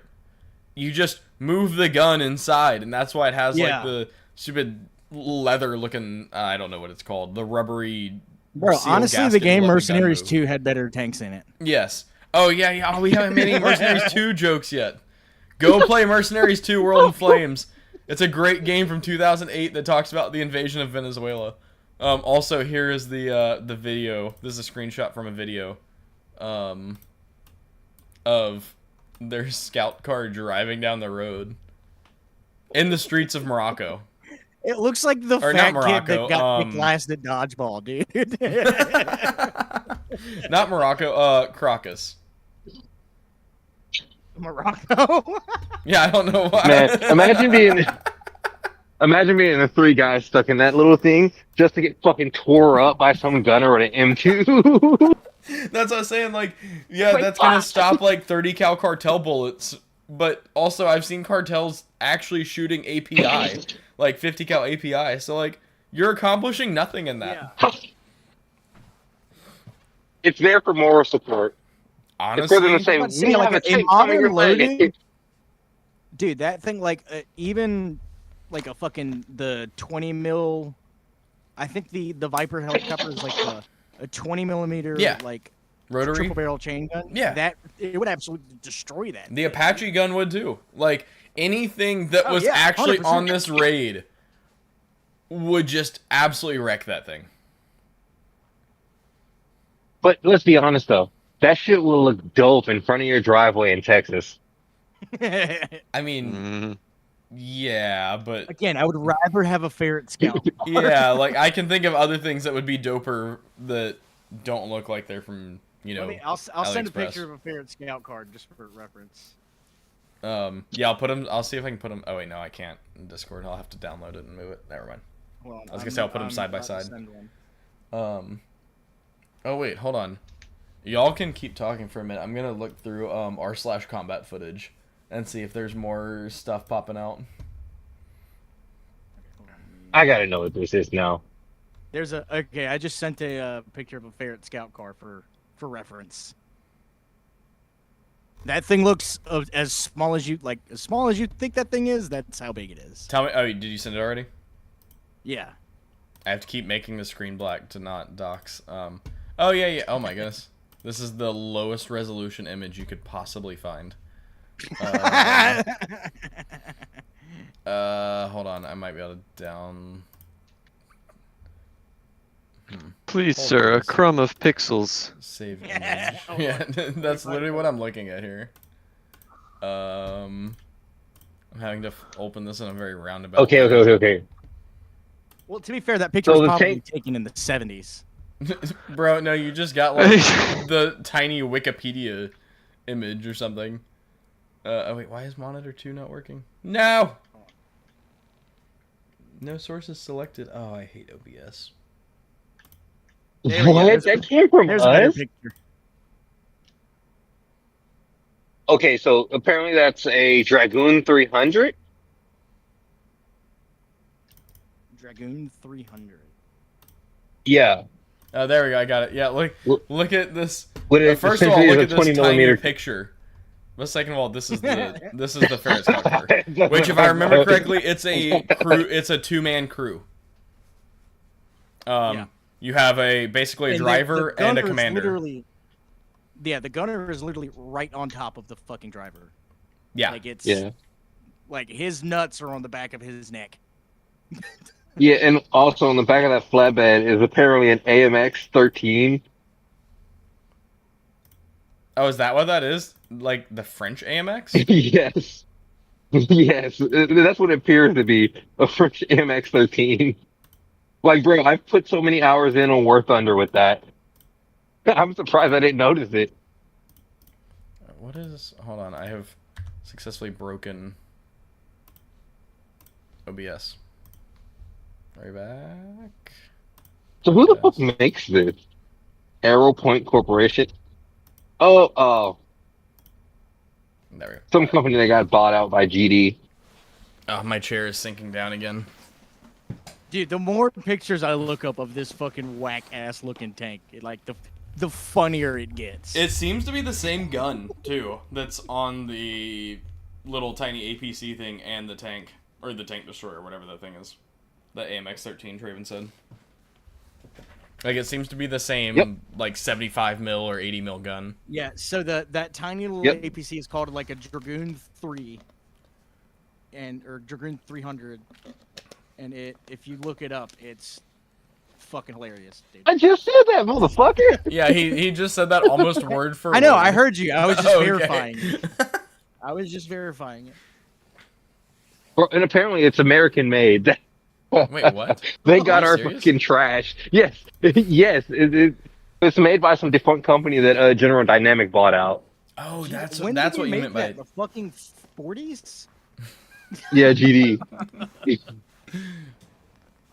Well, What, you thought Gangster Disciple owned them?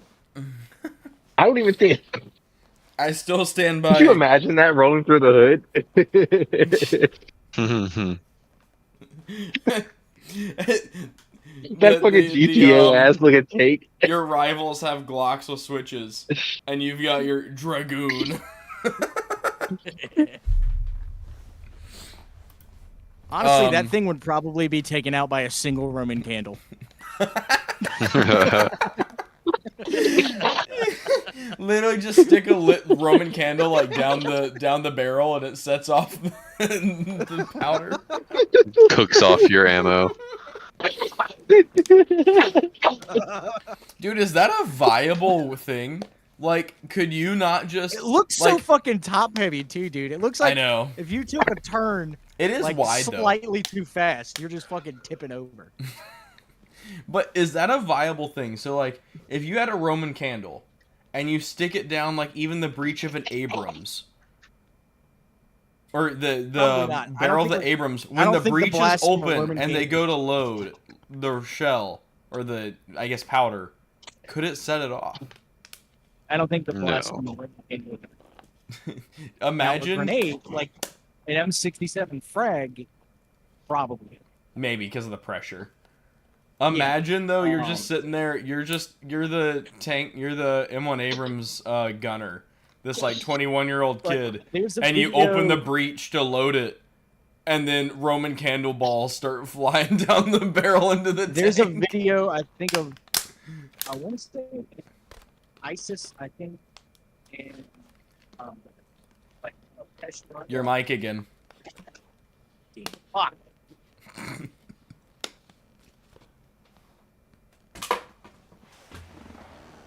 Yes. No, my water bottle rolled away.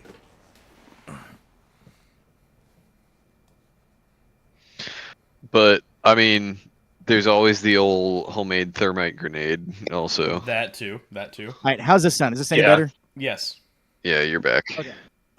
So there's a video of ISIS on a FPV drone dropping loitering munitions, which I'm assuming was just like a 40 mic into the turret of, I think it's like a Bradley or something that I think Peshmerga is using, and it sets off a sympathetic detonation. That 40 millimeter ignited the ammo for the main gun and just fucking vaporize. That whole thing just fucking vaporizes.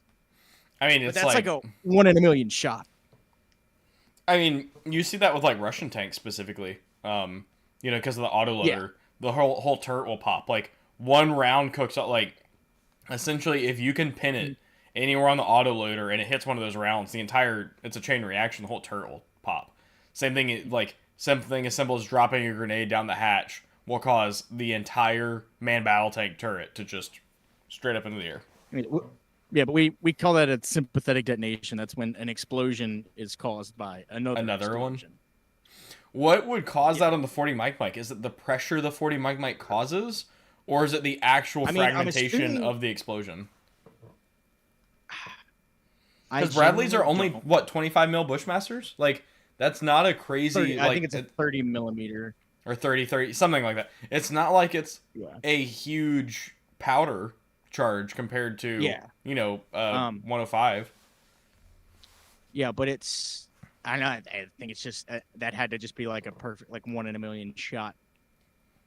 One of But the yeah, I mean, fragments it has been perfectly done. hits the primer on the back It of might the have, shell. you know what? It might not have even been a 40 mic. It could have been something like an 87 millimeter Could have been like a mortar, or 80, like a yeah, 60 the mil mortar they dropped or something. Yeah, yeah, it could have been something like that. But it was dropped from an FPV drone Mm-hmm. into The over top hatch. into the turret.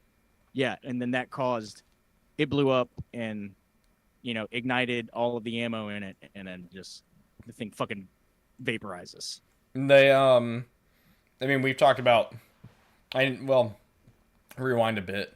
You look at like GWAT guys or even beyond before that World War II guys even. It was quite common to roll around, especially with the commander outside of his hatch. Especially like Yeah. World War II era days because that's how you communicated. Like the Germans didn't have radios on their tanks for the most part, except for like the tank command or the section commander. I don't know Contact what they're 2s called. were a thing back then. Yeah, and the U.S. had radios on their Shermans. That was like a groundbreaking thing that you could communicate because the Germans had to use like flags and stuff out of their turret hatches, and then slowly over the years we've seen hatches get closed more and more and more, and then now like Ukraine's a thing, and you can't ever have your hatch open. Like you can't be a commander outside of your hatch manning your PKM or Dishka on the top of a turret and expect anything other than to die and get your whole crew killed from an FPV dropping something in and the hatch. that's why I have a feeling, at least from a NATO perspective, we're going to start seeing less open turrets Yes. and more like crows. Yeah. Because that is, again, that's the big risk from running an open turret versus a crow. But then the big problem with the crow is now whenever that gun malfunctions, whenever it jams and we have to clear it, you got to get up on top of that fucking vehicle potentially in a firefight Mm-hmm. to manually clear that malfunction. Because I mean, the crow will charge itself. It can Yes. charge it, but if it's anything Blocking if it's something that can't be fixed just with charging the charging handle, then you got to get up there and fix it. Same thing with reloading it, because at least if you're using the 50 cal, the ammo tray, the ammo can reservoir, whatever the fuck they call it, on the crow it's not a whole lot. No, it's what, 100 rounds, 150. It's not an exorbitant amount. Yeah. And don't forget, if you want to reload it, you still have to get out and reload it. It's not like it'll sit here and roll a new belt in. So yeah, I'm very curious to see. I think if they can design some kind of loading mechanism, I think they're probably already working on it. Some kind of something where you can load it from inside the vehicle or something like that. They're working on some stuff too, like strapping miniguns to the top. They have a prototype out now with a minigun on the top. They have a prototype with a launch drone. What is the section in the tank called where basically you store your rucks? In the Abrams, there's like this storage compartment for your rucksacks. I don't know. I don't know tanks. Basically, it's a modular thing that they've been talking about. Yeah, I'm not a tanker. None of us are. But from my understanding, they're sticking like modular compartments in that, trying to prototype like what to do with next gen. And they're even looking at like drones that can be launched and things like that. But I'm very curious as to how, because once again, we just came to the conclusion, basically sitting with your hatch open, you're dead. Like, bad. No hatches open. So I'm curious as to how we're going to overcome that. Because Crows is awesome. Essentially, for those people that don't know, it doesn't even have to be an M2 machine gun. There are different Crow systems. No, it can be the ones I used. And again, like you said, they're working with some where you can mount a minigun too. The ones I used, you can mount anything from a saw all the way up to a Mark 19. So a Mark 48, a 240 Bravo, M2, or the Mark 19. Yeah. Now, I would never choose to mount a Mark 19 to that because that's Jam City. Very few you're having people to would. get up there and yeah. Mark 19s are very cool. For once again, they're those cool of you in that don't know, concept. they're fully automatic grenade launchers, 40 mic grenade launchers. They are, as you can assume, they jam a lot. Yes. And M2s just don't typically. I mean, they do jam, but a much lower percentage than Mark 19s.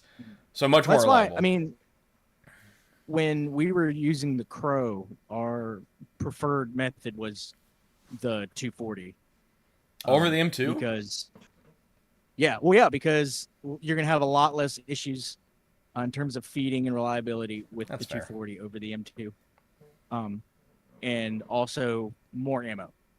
Fair.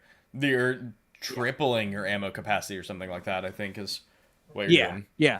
Look at the size. I mean, look at the size difference in in a 7.62 by 51 round to a fucking 50 cal round. But that's like putting an acorn next to a peanut. Yeah. I'm curious as to though how they're gonna. So we know for sure. So the Army abandoned the SEP program for now on the Abrams. There is no SEP V4 coming. Remind us again what the SEP is. So thank you. So over the past, I guess 30 years now, every 10 years or so, the Abrams, which is the U.S.'s main battle tank, goes and gets a refresh. Whether it's extra armor plating, an extra technology, extra, electronic components, engine upgrades, this, that, it gets an upgrade. We are on the SEP V3, so approximately 30 years, and the Army was starting to develop the SEP V4 when Ukraine broke out. And we found out just how ineffective the Abrams and, in turn, this V4 program would be on a modern battlefield. And we thought that money would be better spent on basically developing a new tank entirely, which currently I think is dubbed Abrams X, I think is the current prototype name for that. And I'm curious because they've been trying to develop everything from airburst munitions for anti-drone stuff, strapping miniguns onto the turrets for close-end air support, all these different kinds of things, drone interceptors, trying to figure out the best method to basically keep Abrams from dying from drones. And you have several different issues here. A, you have to have something reliable. Once again, open hatches, bad. You want to keep hatches closed. You want to be as automated as possible.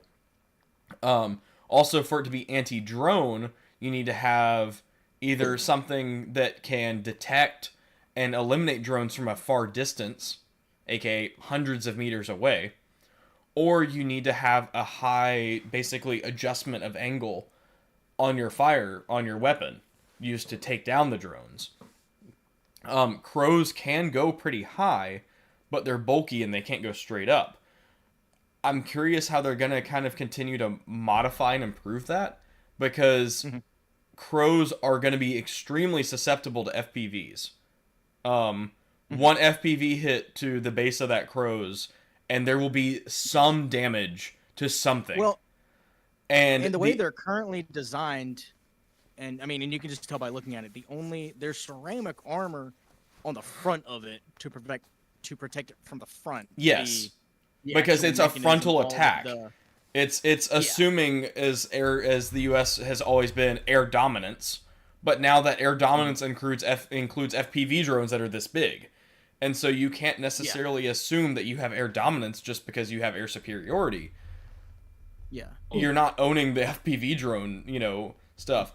So when the Crows was developed, like you're saying, the armor's on the front because you're attacking a frontal enemy on the ground in front of you, not potentially a swarm of drones swarming you. So if that Crows gets hit, it goes down, which, it's simple. Armor it more. It keeps it from, that's fine. But the more armor you add to it, not only the bulkier and heavier it gets, you're going to potentially kill that, angle of fire straight up. Because in many cases, these drones, by the time we were spotting drones in Ukraine, many times they were on top of us. Now, granted, we didn't have advanced drone radars that could potentially be on an Abrams, but at the same time, you can't expect that to, FPV drones are getting smaller and smaller. Something like an FPV drone, once, like I said, this big, could potentially carry a frag grenade that could disable a Crows. So you can't count on your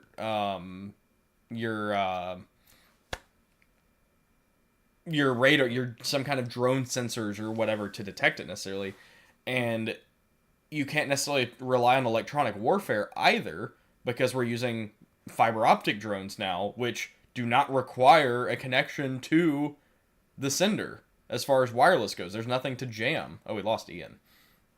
Yeah, he just posted in the chat. He had to dip. Oh, okay. So I'm curious as to how they're gonna do this without sacrificing something.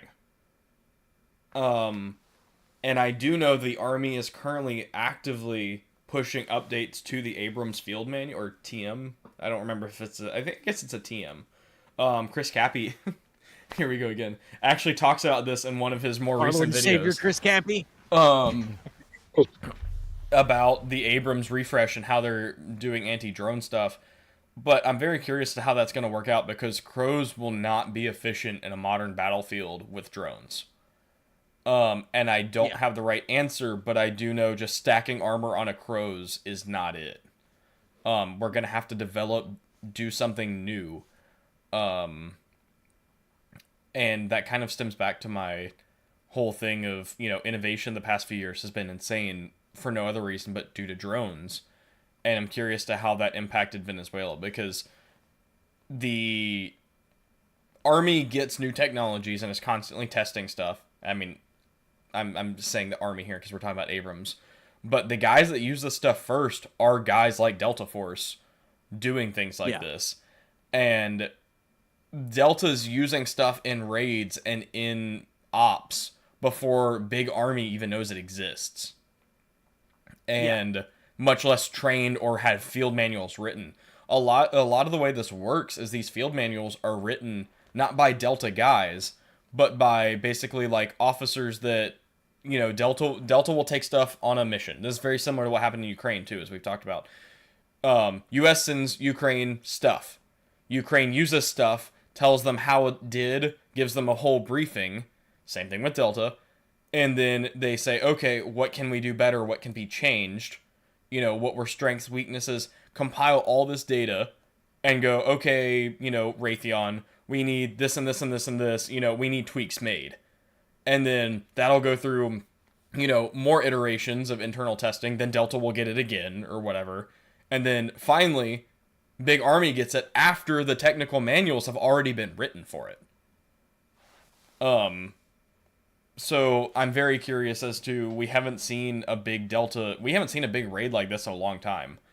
So I'm curious as to not just the future of the Abrams, but the future of technology and how that was, you know, all tying it all back into Venezuela, what that looked like. Future of really 2 days ago. everything. I think we have proved, well, because, you know, they're like, well, the Chinook and the Black Hawk are getting old. We gotta replace them. That, you know, they're not gonna be lasting on a modern battlefield. Which, I mean, yes and no. They just proved that. Look, I've said it before and I'll say it again. The CH-47 is the greatest rotary wing aircraft ever engineered, and it's we irreplaceable. Don't need to be buying different helicopters. We just need to be building more and retrofitting. Yeah. The Chinook. The Chinook, on a logistics standpoint, once again for viewers that don't know, the Chinook is a twin rotor heavy lift helicopter. It can lift big heavy things from slings, or it can drive everything up to Humvees. Or can it fit an MRAP? I don't know if it can fit an MRAP. 18-wheeler of helicopters. Yeah, it's like the 18-wheeler of helicopters. Yeah, it is a heavy lift. It can move thing. Humvees, but it can't really move MRAPs. Okay. I didn't think they would fit. It's been a long time since I've actually been in a Chinook. But if you want to move something like that, you're gonna have to get up to like the fucking whatever the Soviet one is that has like 4 pilots. Oh yeah. But the Chinook is the workhorse, like Traven said. It's the 18-wheeler of helicopters, and right now it is logistically irreplaceable. They toyed around with the Osprey actually, which is a hybrid. It's also faster. The Chinook is also faster than the Black Hawk or the Apache, which doesn't fucking make sense. The Chinook rips, but it is. Yeah. And they talked about replacing the Chinook with the Osprey, which then they found is just not possible. Yeah. The Chinook is theoretically on a logistical level irreplaceable in the near future. So keep upgrading it, I guess, like what Sean said. Just keep building more, keep upgrading and innovating. Yeah. Just retrofit what we have. I mean, we've been doing that for years and it's been working. I mean, we're still using equipment that we took into the fucking Gulf, and you know that we took in when we invaded Kuwait. We're still using some of that same equipment. You know, it's just a more updated, retrofitted version of it, but yes. And I guess I'll sort of retract this. I said earlier, you know, Delta tests everything first, and then Big Army gets it when field manuals are written for it, or technical manuals are written for it afterward. That's not necessarily entirely true, because a lot of it just comes down to cost. So, like, let's just say... Well, it's also not just Delta. It's Special Operations Group. Yes, I was using that as an example. Yes. Yeah. SOF gets everything first. And once again, they are basically what how the field manuals and TMs come to be. But a lot of it boils down to cost. Like, we have had things like the stealthy Blackhawks for decades now. Like, we started tinkering with that back in the Comanche days, back in the 80s is when we started tinkering with stealthy Blackhawks. And then we sell them... Forgive Ronald Reagan for taking the Comanche away from us. Yep. No, that was... no. Comanche was killed in the 90s. Oh, I thought it was. It Reagan. lasted all the way into the 90s until it was finally killed by, I believe, actually Congress. Don't quote me on that, but it went into the 90s as still being debated and improved upon. Comanche, greatest helicopter ever. Sorry, you and your Chinook. But anyway, but so we've had this stuff for years. But let's just hypothetically say a UH-60 Black Hawk costs $15 million. I have no idea what that number is, but let's just hypothetically say it's $15 million. We can make it better. We can make it an MH-60 specifically built for SOAR with the extra sensors, with the extra, night flares, with the extra this, extra that makes it more lethal with a better warrior ethos. And we can make it improves soldier lethality. Yeah, we can do that. We can give it stealth. We saw that in the Bin Laden raid. We used custom built, I believe we called them Ghost Hawks or whatever. We have them. Custom built Blackhawks. There were two of them, and one of them crashed at the Bin Laden compound, and then we blew it up. A horrible job of blowing it up. There's only one now, and I think it's in a museum somewhere. Yes, I believe you're correct. But we have this technology in many cases, but it all boils down to cost. We can make a UH-60 for, let's say, a hypothetical $15 million, and we can make it better. $350. But then the MH-60 plus, all the extra, stealth, blah, blah, blah. Well, now that figure just ballooned to like $115 million or something. Mm-hmm. Like, you get to a point of diminishing returns, and Big Army cannot afford that. So, just because, we are innovating and have better technologies doesn't mean that it's going to be fully integrated into Big Army until years in the future. Or maybe in some cases ever, like the Ghost Hawk. The Army is never going to see the Ghost Hawk. Yeah. As far as Big Army goes. Like, yeah, it was used in raids. It exists. We have that technology. It was used in one single raid. Yes, well, to our knowledge. 50%. It had a 50% failure rate because one of the two crash landed into Bin Laden's compound. All because of, if I remember correctly, it was because of rotor wash. If I remember correctly, that was the reason given, was rotor wash. Yeah. No, it was actually because it was carrying Robert O'Neill. It was his massive testicles. His massive balls. Carry that weight. They were above. Yeah. That was. And if you read Tim Kennedy's autobiography, he was also there. But that is the only source of him ever being there. Yeah. All right, we should probably be wrapping it up. We've been talking a hot minute. Oh yeah! Wow, it's been 2 hours. Yeah. Quick. I guess to wrap things up, to paraphrase very loosely, the public service announcement, the press releases out there from the White House, basically saying, to paraphrase, that if Venezuela doesn't cooperate, we have more strikes planned. So cooperate, and I believe Trump's exact words in his verbal press conference was, we will be running Venezuela for the foreseeable future until blah, blah, blah, blah. So, we are now the puppet regime of Venezuela. Okay. Yeah. We now have the 51st state of Venezuela. It wasn't Canada. It wasn't Greenland. It's Venezuela. Which, Puerto Rico's over there like, come the I don't think that's a bad thing. Which, it's funny, I will not disclose who this was, but someone close to me was like, wait, so what just happened in Venezuela, isn't that what Trump was trying to do with Greenland? And I was like, yeah, but we didn't invade them. And they were like, but it was the same kind of, we want them, we're gonna take them, just name your price, it's ours, right? And I was like, I mean, that is kind of what was implied. So well, the only problem is NATO as a whole didn't give a shit about Venezuela, whereas NATO as a whole, there are a lot of other NATO affiliates that were like, hey, don't fucking invade Greenland. Yes, that's fair. Yeah, really no one cared about Venezuela because, or at least the regime that was in there, because he was a piece of trash, which, once again, we're not saying he wasn't. We're just saying we invaded Venezuela for the wrong reasons. Yeah. Our reasons were a lot less noble than let's take Maduro out for his crimes against humanity.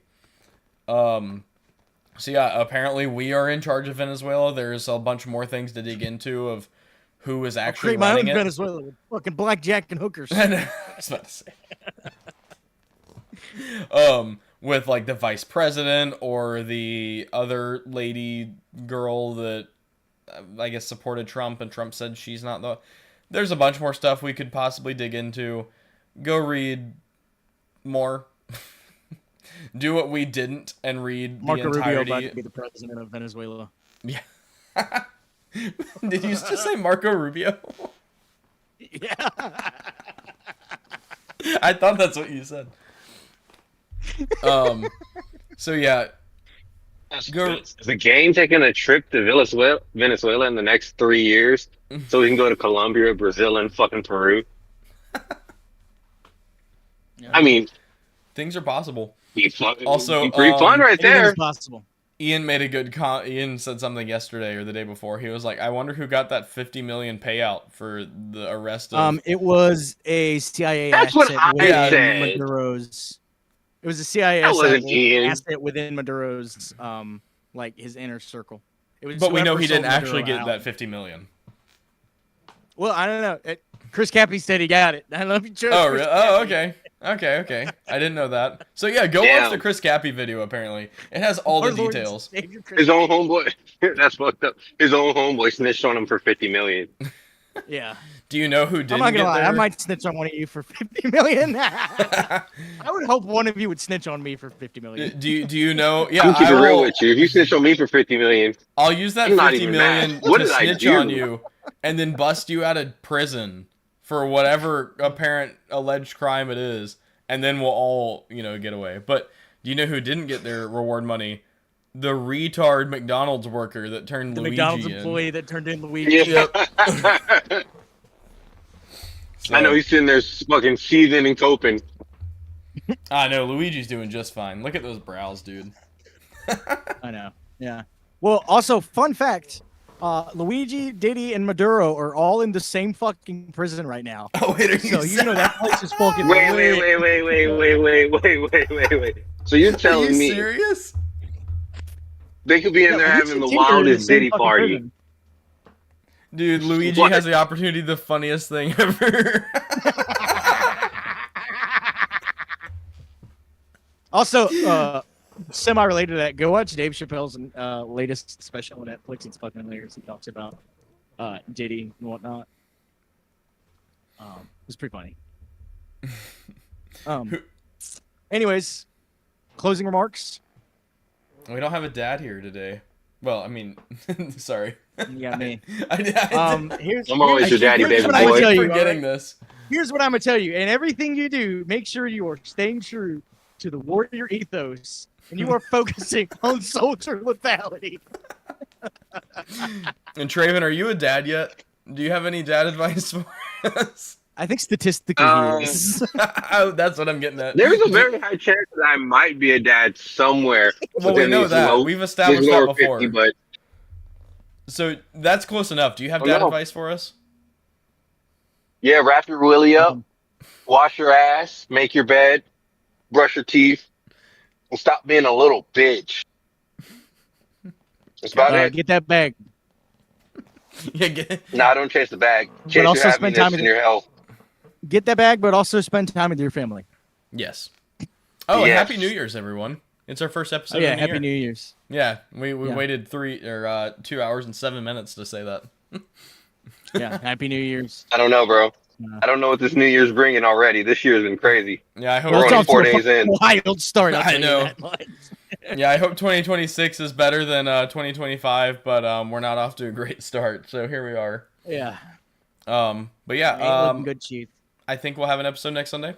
So stay tuned. We'll try. Well, I won't be here next Sunday, but We may or may not actually, I have might an be episode. available. I don't know yet. We may or may not have. Okay, I can't say any of that yet.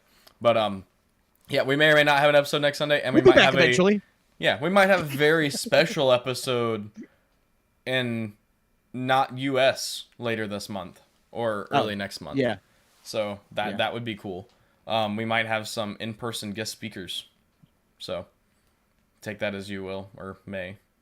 words. Is I it can't is it use words. Bashar al-Assad? Yes. We're gonna play Battlefield 6 together. We're gonna play Battlefield 6 with Bashar al-Assad. All right, guys. Thanks for watching. Thanks for tuning into Operation Just Causent. And I can't say that without laughing. I'm so glad I thought of that name. And we spitballed names for like a good 15 minutes of the podcast episode for today. But thanks for watching. We'll see you guys hopefully next week. Stay safe. Have fun. I'm just gonna go off on a funny tangent. Obey the golden rule, as we have all learned from Fallout Season 2. The golden rule. What's that? Is it not the fucking cousin? It can be whatever you want it to be. Yeah. It's left up to interpretation. Also, I was home for dinner. After we cut the feed, Jamie, I want to say something funny to you about that. All right. Thanks for watching, guys. We'll see you all hopefully next week. Hopefully it won't take forever to stop the stream and be awkward. Bye, guys. Okay, love you, bye.